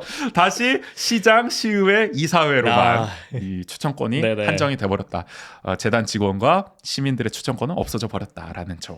완전히 되돌려져 버렸고 그래서 말도 많고 탈도 많은 것 같더라고요. 다시 한번 정치적 중립성 훼손 논란이 불거지고 있는 모양새입니다. 이게 참 안타까운 게 수기 과정을 통해 어렵게 결정한 사안이 너무나도 쉽게 이 바뀌는 모습들을 보면 그러니까 이게 원주에서도 그런 일들이 많았잖아요. 맞아요. 아카데미 극장도 그렇고 우리 지속 가능 발전 계획도 목표도 그렇고. 이게 좀 허탈하긴 한데 그러니까 이게 한계를 그럼 막으려면 어떻게 하냐. 이런 한계 지점들을 우리가 반복하지 않으려면 어떻게 해야 되느냐. 그러니까 정관 개정만으로 한계가 있는 겁니다. 이 당시 인천 문화재단 혁신안을 만들고 정관 개정까지는 했어요. 근데 결국 정관이라는 거는 언제든 바꿀 수 있는 거잖아요. 또 이 문화재나 이사회에 따라서. 그럼 이걸 어렵게 하려면 결국엔 조례로 못 박아야 되는 거죠. 아예 조례로 못 박아서 시의회까지 통과시켜야 물론 뭐 나중에 지방선거에서 시장 바뀌고 지방의회 구성도 바뀌면 다시 뜯어고칠 수 있겠지만 그래도 더 어려운 장치들을 계속 만들어 놓는 거죠. 정관보다는 그게 훨씬 어려우니까. 조례 개정이 훨씬 어려울 수 있는 거잖아요. 어려운 거잖아요, 사실은. 그러니까 조례로 못 박았어야 되는 건데 그러지 못했기 때문에 언제든 쉽게 뒤집힐 수가 있었던 거다라는 우리가 반면 교사를 좀 얻을 수가 있는 거죠. 그래서 우리 원주 문화재단이 만약에 혁신안을 마련했을 경우에는 반드시 정관 개정뿐만 아니라 조례로까지도 해야 한다라는 점 강조합니다. 자, 그다음에 인사 공정성만큼이나 중요한 게 재정 자율성 확보죠. 결국에는 돈이 얽혀 있으니까 그럼요. 독립이 안 되는 거 아니겠습니까? 우리 모든 산이 그렇지 않습니까? 그러니까 돈 주는데 어떻게 할 말 못 할 말 다 해. 아유, 길 수밖에 없지. 아유, 억울해도 그냥 참아야지. 그것도 어떤 면에서는 지금 어떤 면에서는 이상한 일이기도 해요. 돈을 주는 여기서 돈을 주는데 바닥바닥 막 대들면서. 네, 그래도 할 말은 해야지. 사장님한테도 할 말 못 할 말 다 하고 그래야지. 그래도 쉽지가 않죠. 불쪽만 하고 살아도 됩니까? 저도 잘 못하지만. 그렇죠. 아무튼 얘기가 아니라. 자, 문화재단은 지금 조례에 따르면은 시 출연금 그리고 기부금, 사업 수익금 등으로 운영하도록 돼 있어요. 광역문화재단 같은 경우에는 그나마 적립 운영 기금을 조성할 수가 있습니다. 그래서 그 기금에서 나오는 이자를 바탕으로 뭐 운영비를 충당한다든지 그렇게 할 수 있거든요. 그러니까 상대적으로는 재정 자율성이 좀 확보될 여지가 있는 거죠. 제도적으로 봤을 때는 여지가 있다. 여지는 있어. 근데 이게 어려운 게 뭐냐면 결국에는 기금도 우리가 뭐 저기 저 뭐야 저거 펀드 아니면 뭐 저 뭐라 그래 연기금 운영하잖아요. 아, 이게 네네. 단어가 그래서 생각이 안 나. 저는 뭐 그러니까 그래서 뭐 어디 뭐 투자처를 지금 연기금도 이제 막 투자해가지고 그래가지고 우리가 뭐 저 국민연금도 저 기금 운용 수익이 높다 막 이런 얘기 맞아요. 하잖아요. 그래서 네. 뭐 주식으로 돈 많이 벌어가지고 알고 보니 이거 더 빵꾸 나는 거를 더 미룰 수 있다 뭐 네. 이런 얘기 하잖아요. 근데 문화재단 같은 경우에는 이 기금 운용 수익이 굉장히 낮은 편이라고 해요. 왜냐면 이것도 사실은 애널리스트들이 전문성을 가지고 고심해가지고 투자를 해야 되는데 그럼요. 문화재단 기금을 그렇게까지 못하잖아요. 그냥 좋아 보이는 거 그냥 하는 거잖아. 국민연금도 그게 네. 쉽지가 않아. 잘못하면은 이것도 위험한 리스크 높은 데다가 투자했다가 많이 까먹을 수 있는 거고 그쵸. 실제로 강원 네. 문화재단이 지금 많이 까먹었잖아요. 기금 운용 잘못해가지고 그런 사태가 벌어질 수 있기 때문에 한계는 명확하다라는 네네. 쪽. 근데 기초 문화재단은 이런 적립 그마저도. 운영 기금 조성도 없죠. 아니 광역도 지금 안 되는 판인데 뭐 기초라고 이거 기금 조성 되겠습니까? 그러니까 사실상 전적으로 시 출연금, 지자체의 재정을 의존할 수밖에 없습니다. 재정이 독립 안 되면 결국 정치적 중립성을 지키기 어려울 수밖에 없는데요. 이 때문에 지금 대안으로 나오는 게 지역 문화 진흥 기금을 적극적으로 활용해서 재정 독립을 꾀해야 한다라는 목소리가 나옵니다. 지역 문화 진흥 기금은 뭐냐? 지역 문화 진흥법 제22조는 지자체가 지역 문화 진흥 기금을 조성해 사업 활동에 쓸 수 있도록 규정하고 있습니다. 예를 들어 뭐 개인이나 법인으로부터 기부금을 받아서 문화 예술을 위해서 쓸 수 있는 기금을 조성하는 거예요. 그래서 그 기금을 또 운용을 해 가지고 뭐 이자를 불리고 뭐 이렇게 할 수도 네네. 있는 거죠. 뭐 자세한 이제 뭐 조성 방식이라든지 운영 방식은 또 조례를 통해서 정할 수 있는 또 자율성도 보장돼 있고요. 그런데 이거 들어보신 분이 별로 없을 거예요. 왜냐하면은 전국 243개 지자체 중에서 기금 조성한 곳이 2023년 기준 광역 9곳, 기초 22곳에 불과합니다. 거의 안 했다는 겁니다. 10곳 중 한 곳밖에 안 했다는 네네. 거예요. 강원은 그래도 2곳은 있더라고요. 제가 찾아보니까 동해랑 양양구는 조례는 마련돼 있어요. 근데 이거 실제 운영하는지 모르겠지만 조례는 마련이 돼 있다. 근데 뭐 최근 기사를 보니까 유명 무실에서 더 만들지는 못할 망정 없애는 추세래요. 있던 이 기금조차도. 그리고 대부분 조성한 기금 규모도 상당히 적다고 합니다. 일단 관심 자체가 적으니까 그쵸. 알려져 있지 않다 보니까. 하지만 이런 때일수록 이 제도를 더 적극적으로 활용해야 된다. 기금을 더 조성해야 한다. 국회 입법조사처가 2020년 내놓은 보고서를 보면은 지역 문화진흥 기금을 광역 또는 권역별로 설치해서 재단의 재정 자율성을 확보할 수 있도록 하고 기금 운용을 지자체장에게 맡기지 않고 지역 문화재단, 문화원, 예술인, 전문가 등으로 구성된 위원회 조직에 맡겨서 기금을 지역 실정에 발음이 안 돼. 죄송합니다. 지역 네. 실정에 맞게 나눠 사용하자고 제안을 했습니다. 한마디로 지금은 이제 기초 단위에서는 다들 이거를 설치할 엄두를 못 내니까 관심도 떨어지고 그러면은 광역 단위로 하자. 강원도 차원에서 이 문화진흥 기금을 조성을 해서 시군에 뿌려주면 되는 거잖아요. 아니면 권역별로 해가지고 권역별로도 뭐 근데 영서권 뭐 이렇게 그쵸. 영동권 뭐 이렇게 영남 해가지고 뭐 영서 남부. 아, 네. 거기까지 신경 써? 안 돼. 강원도만 따지면 영서 영동을 해가지고 그렇게 조성을 해서 또 뿌려주면 되는 거잖아요. 시군으로 그렇게 하는 것이 어떻겠느냐. 그리고 지금 지역문화진흥법에 따르면은 이 기금 운용은 지자체장 권한으로 돼 있거든요. 근데 그렇게 하면 또 이게 말 많고 탈 많을 거 아닙니까? 그쵸. 그러니까 이것은 또 거버넌스를 조직을 해가지고 문화재단, 문화원, 예술인, 전문가 등이 참여하는 이 위원회를 통해서 지역 실정에 맞게 나눠 써야 한다라고 이제 입법조사처가 공식적으로 제안을 한 겁니다. 그 실제로 이런 제도를 우리는 알고 있죠. 한국문화예술위원회. 이 문화예술위원회가 문화예술진흥기금을 관리하고 있잖아요. 이거를 지역에도 만들자는 거예요. 지역에도 문화예술위원회를 조직을 해서 지역 문화진흥기금을 관리하자는 겁니다. 예를 들어서 이제 원주 문화예술진흥기금은 원주 문화예술위원회가 관리를 하는 거죠. 그리고 이 문화예술위원회는 다양한 사람들이 들어가는 겁니다. 문화재단도 들어가고 문화원도 들어가고 예술인 들어가고 뭐 전문가 들어가고 뭐 민예총, 예총 뭐 다 아카데미 친구들 들어가고 뭐 다 들어가가지고 그러니까 거기까지 확대가 돼야 되는데 함께 관리하자. 예. 확대가 되는데 민예총 정도에서 끝나면은 아니 뭐 그것만 들어가도 다행이야 내가 볼 때는 지금 봐서는 그러니까 그조차도 안 되고 있다는 거죠. 이렇게 어쨌든 있는 제도를 잘 활용한다면은 문화재단이 전적으로 시의 재정에 의존하는 것이 아니라 정말 우리 공공성이 높은 이 기금을 활용해서 돈을 자유롭게 좀 쓸 수 있는 길이 열리는 거죠. 그렇게 되면은 시의 아쉬운 소리도 할 수 있는 거죠. 아니 우리 인사권도 독립돼 있고 돈도 우리가 알아서 쓰는데 시가 뭐 이렇게 말이 많아? 그러니까 라고 하는 거죠. 물론 이렇게 되면 또 재단이 폭주할 수 있으니까 견제 장치는 또 의회라든지 또 시민들이 가질 수 있어야 되는데 어쨌든 지금은 너무 시정부의 권한이 세다 보니까 시정부로부터 이제 독립될 수 있는 방안은 이렇게 좀 마련해 봐야 되지 않겠느냐라는 맞아요. 생각이 듭니다. 혹시 합니까? 기금 조성했을 때 우리 원주를 먹여 살리는 삼양식품에서 그렇지. 대대적으로 사회공헌 프로젝트로 그렇지. 우리가 원주의 문화예술인들 삼양이 한번 살려보겠으면 만도도 들어오고 만도는 지금 기부를 받아야 되니까 아무튼 만도도 들어오고 그럼요. 의료기기도 들어오고 네. 다 들어오는 거예요. 화장품 업체도 들어오고 그런 그림을 우리가 상상해 볼 수가 있다는 거죠. 그렇죠. 네. 좋은 제도가 있어요. 있는 제도라도 잘 써야 된다라는 점. 결국에는 인사권, 재정권 독립을 핵심으로 원주문화재단 조례도 개정을 해야 합니다. 현재 원주문화재단 설립 및 운영 조례 여러분 검색해서 한번 보십시오. 이게 다야? 라는 생각이 드실 겁니다. 정말 앙상해요 조례가. 아니 이걸로 어떻게 운영하는 거지? 라는 생각이 들 정도로 뭐만 있냐면 지금 설립 목적, 수행하는 사업, 기본 재산 조성, 파견 요청, 재정 지원 근거 등만 명시돼 있거든요. 근데 중요한 게 뭡니까? 정관에 대해서 그리고 임원의 직무, 이사회 구성, 검사 및 감독 이런 핵심 조항들은 다 빠져 있습니다. 다 없어요. 다 삭제돼 있어. 여기 이거 보시면 왜 이렇게 보일지 모르겠지만 이게 네. 쭉쭉쭉 비어져 있어요. 이게 검색해 한참이. 보세요 한번 난리 납니다. 그래서 제가 찾아왔어요. 원래부터 이랬나? 보니까 재단을 처음 만들던 2009년엔 다 있었습니다. 아유 이런 내용들이. 빼곡해요 여기 네, 보면은. 다 있었어. 그런데 2015년 7월이었습니다. 원창목 시정부가 개정안을 발의해요. 지방자치단체 출자 출연 기관의 운영에 관한 법률과 중복된다는 이유로 전부 삭제해버렸습니다. 앞서 말했던 그 핵심 조항들을. 근데 이게 참 이례적인 게 춘천 강릉 조례는 다 있거든요. 이런 핵심 조항들이. 그럼 여기는 바보라서 이걸 남겨놨습니까? 중복되는데도? 아니잖아요. 있어야 되니까 남겨놓은 거잖아요. 아무리 저 출자 출연 법이 있더라도 상위법이 있더라도 조례로 다시 한번 강조하는 것도 필요한 거잖아요. 아 그럼 아니 막 그렇게 겹치지도 않아요 보면은. 그래 이따 한번 볼 텐데 안 겹치는 것도 있는데 빠져버렸어. 그러니까 춘천 강릉은 이렇게 핵심 조항을 다 남겨놨는데 원주는 왜 다 빼버렸느냐. 그래서 제가 그때 그 개정안을 또 살펴봤더니 입법 예고 기간 동안 우리 주민 의견을 또 수렴하잖아요. 그때 시민 24명이 반대 의견을 냈어요. 실제로 우려하면서 이거 다 빼도 되는 거냐, 이거 문제 생긴다라고 했는데 시정부는 필수적인 내용 삭제가 아니다라면서 무시하고 그냥 강행해 버렸습니다. 저희가 뭐 시의회 리뷰하거나 가끔 그럴 때 이게 어쨌든 그 입법 예고 기간에 의견을 받잖아요.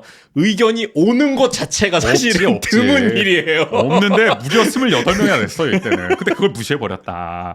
근데 정말 필수적인 내용 삭제가 없었을까요? 따져보자고요. 당시 조례에서 삭제한 조항 중에 제7조 2항은 이렇게 되어 있습니다.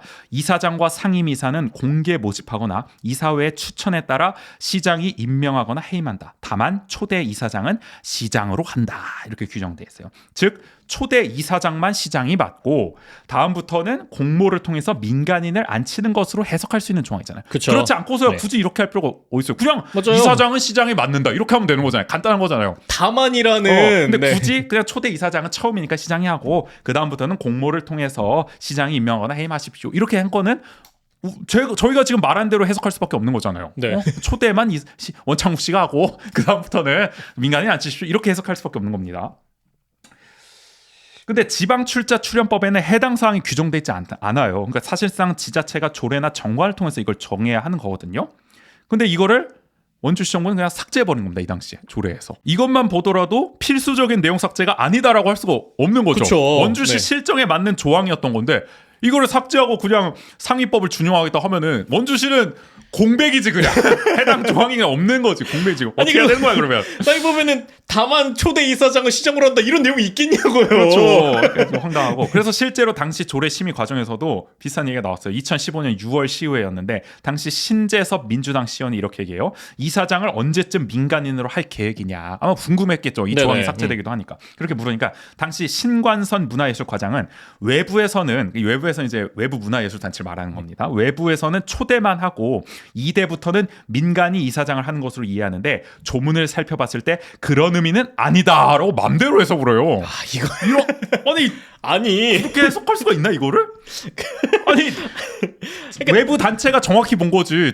굳이 초대만 이사장은 시장으로 한다 이렇게 본 거는 그렇게만 하라고 한 걸로 우리는 볼 수밖에 없죠. 행간 자체가. 그럼요. 초대만 하고 다음은 민간인으로 공모해서 해라라고 봐야 되는 건데 신관선 당시 과장은 정반대로 해석하는 거죠. 그런 의미가 아닙니다. 그냥 이사장을 계속 시장으로 선출하라는 뜻입니다. 이런 식으로 해석을 한다는 거예요. 그 우리- 근거가 뭡니까? 그렇게 해석하는. 우리가 다만이라는 단서를 붙이는 단서 거는 조항이 달려 있는데 왜 마음대로 그렇게 해석을 하냐는 거죠. 이해가 안 되는 거고요.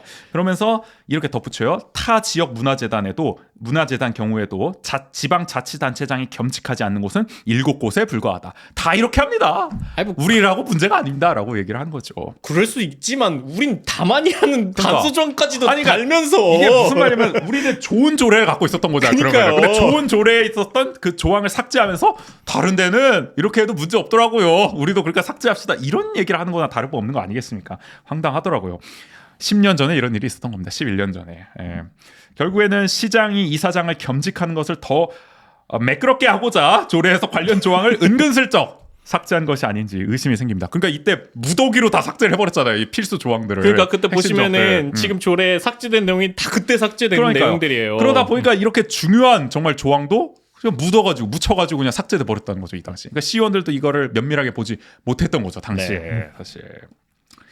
자 참고로 우리 이웃 도시인 춘천 문화재단만 하더라도 시장이 이사장을 겸직하지 않아요. 시장과 이사장이 다릅니다. 우리 육동환 시장이고 이사장은 박종훈 이사장이죠. 참고로 이제 박종훈 이사장도 전 부시장이거든요. 오랫동안 공무원을 했던. 그러니까 이분도 사실은 그래도 어쨌든 전직 공무원이긴 한데 분리돼 있다. 제도적 장치는 마련돼 있다. 네. 그러니까 이게 그런 거죠. 지금은 시장이 이사장을 하니까 완전히 종속될 수밖에 없는데 그래도 그나마 이사장을 민간인이 하게 되면은 할 말하는 이사장이 나올 수도 있는 거지. 그럴 수도 가끔씩. 있죠. 지금 조나면도 막 나가잖아 지금.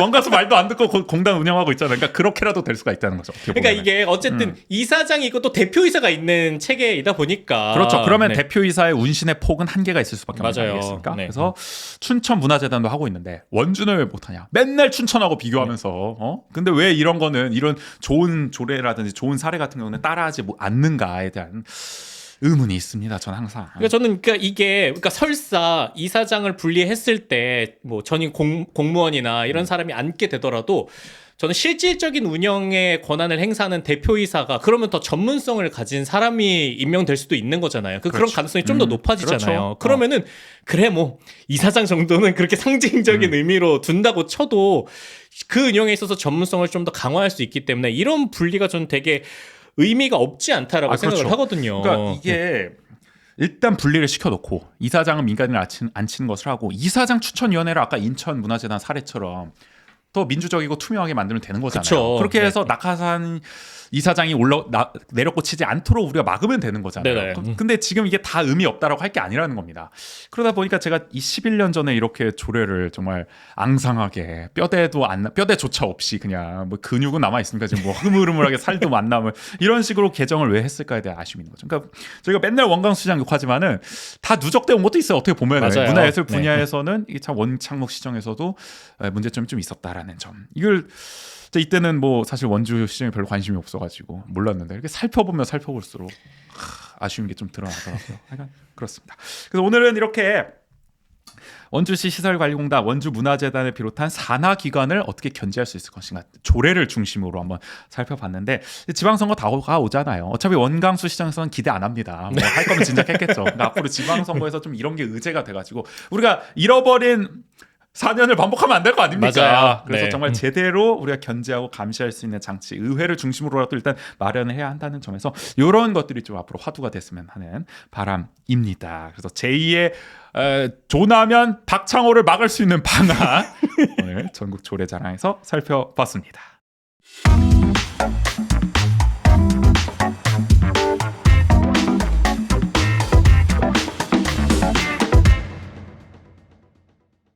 (174회) 마무리하면서 홍보 하나 하자면은 올해 한도시 한 책 읽기 책이 선정됐습니다. 김혜란 작가의 안녕이라 그랬어. 설명이 이렇게 돼 있네요. 경제적 격차와 계급 간 갈등. 인물들이 타인과 마주하며 경험하는 복합적 감정 인식을 섬세하게 담은 작품이라고 하는데 재밌겠는데? 내용만 보면 그러니까 읽고 싶어지는데? 오히려 저는 그동안의 한도식 한 책 읽기 책 비해서 되게 좀 색이 짙다? 그러니까 무슨 색이요? 빨간색? 빨간색.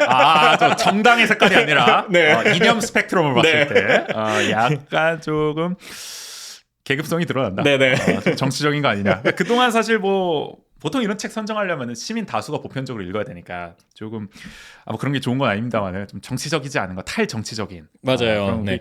모두에게 두루두루 좋은 교훈을 안겨줄 수 있는 책들이 선정되기 마련이잖아요. 근데 이거는 비교적 좀 색깔이 뚜렷한 거 아니냐. 아니 경제적 격차와 계급 간 갈등. 그러니까요. 그런 거 있다. 그러니까 물론 뭐 다양한 사회적 아젠다를 좀 다룬 적은 있어도 이렇게 아예 전면에 이 책 설명에서 경제적 격차, 계급 간 갈등이 명시된 적이 있었나라는 생각이 들더라고요. 그렇죠. 그래서 흥미롭더라고요. 네. 이번 정말 꼭 읽어봐야겠어. 또 시즌 1호 공수표 나옵니다. 한도시 한 책 읽기 올해는 반드시 읽는다. 김혜란의 안녕이라 그랬어. 그래서 공수표가 되지 않기 위해서 읽기 시작했습니다. 그래요? 네, 한 챕터 정도 읽었는데 읽기 시작했어요? 네, 확실히 근데 제가 뭐 모든 한도시 한 책 읽기 책을 읽은 건 아니지만 제가 읽었던 책들은 되게 청소년 소설도 중심으로 읽다 보니까 맞아요. 저 옛날에 아몬드 읽었던 기억이 나네요. 그러니까 그런 책들을 보면 조금 더 저는 약간 발랄하게 튀는 듯한 문체라고 생각이 들었거든요. 그렇죠. 꿈과 희망이 가득해하죠. 그쵸. 청소년들이 보통 많이 읽으니까. 좀 더 그리고 한도시 한책 읽기 읽기는. 쭉쭉 읽기 쉽고 근데 한 챕터만 읽었는데도 이 안녕이라는 글에서는 뭐랄까 좀 더 담백하면서도 이게 확실히 이 계급성이 드러나는 이제 책인 것 같다 생각이 들더라고요. 자꾸 계급성 얘기가 도대체 어떻게 표현을 했길래 한가 궁금해지시죠, 여러분? 그러니까 이게 이런 상황 묘사 자체도 이게 제 어휘력이 요즘 많이 또 딸린다는 걸 요새 느끼면서 바이럴 광고가 있던데 네. 여러분들 책을 참 읽으셨는데 표현을 못 하시겠죠? 서평을 맞아요. 하는데 그 책 내 인생 책이야. 왜 인생 책이야? 좋아. 정말 대단해. 그 문장 참 좋더라. 수준밖에 안 된다는 거지 우리가. 맞아요. 그게 지금 좀 아쉬운데 하여튼 그러니까 그래서 내가 넘어가려고 그랬는데 굳이 설명하신다길래. 그렇습니다. 네. 한번 읽어보세요, 여러분. 그냥 읽어보셔. 네. 백문이 불여일견. 맞습니다. 라는 점이죠. 저도 예전에 그 김연아 작가의 그 대표작이죠. 바깥은 여름인가요? 그 책을 군대에 있을 때 읽은 적이 있었는데 그 책 너무 좋더라고요. 그러니 여러분 이 책도 좋지 않겠습니까? 한번 꼭 읽어보시기 바라겠습니다. 한도시 한책 읽기 원주 시민이라면 꼭 함께 읽어요. 자 그러면 오늘 원주 한책 174회는 여기서 마무리하겠습니다. 지금까지 진행의 정재 조국인이었습니다. 모두 안녕.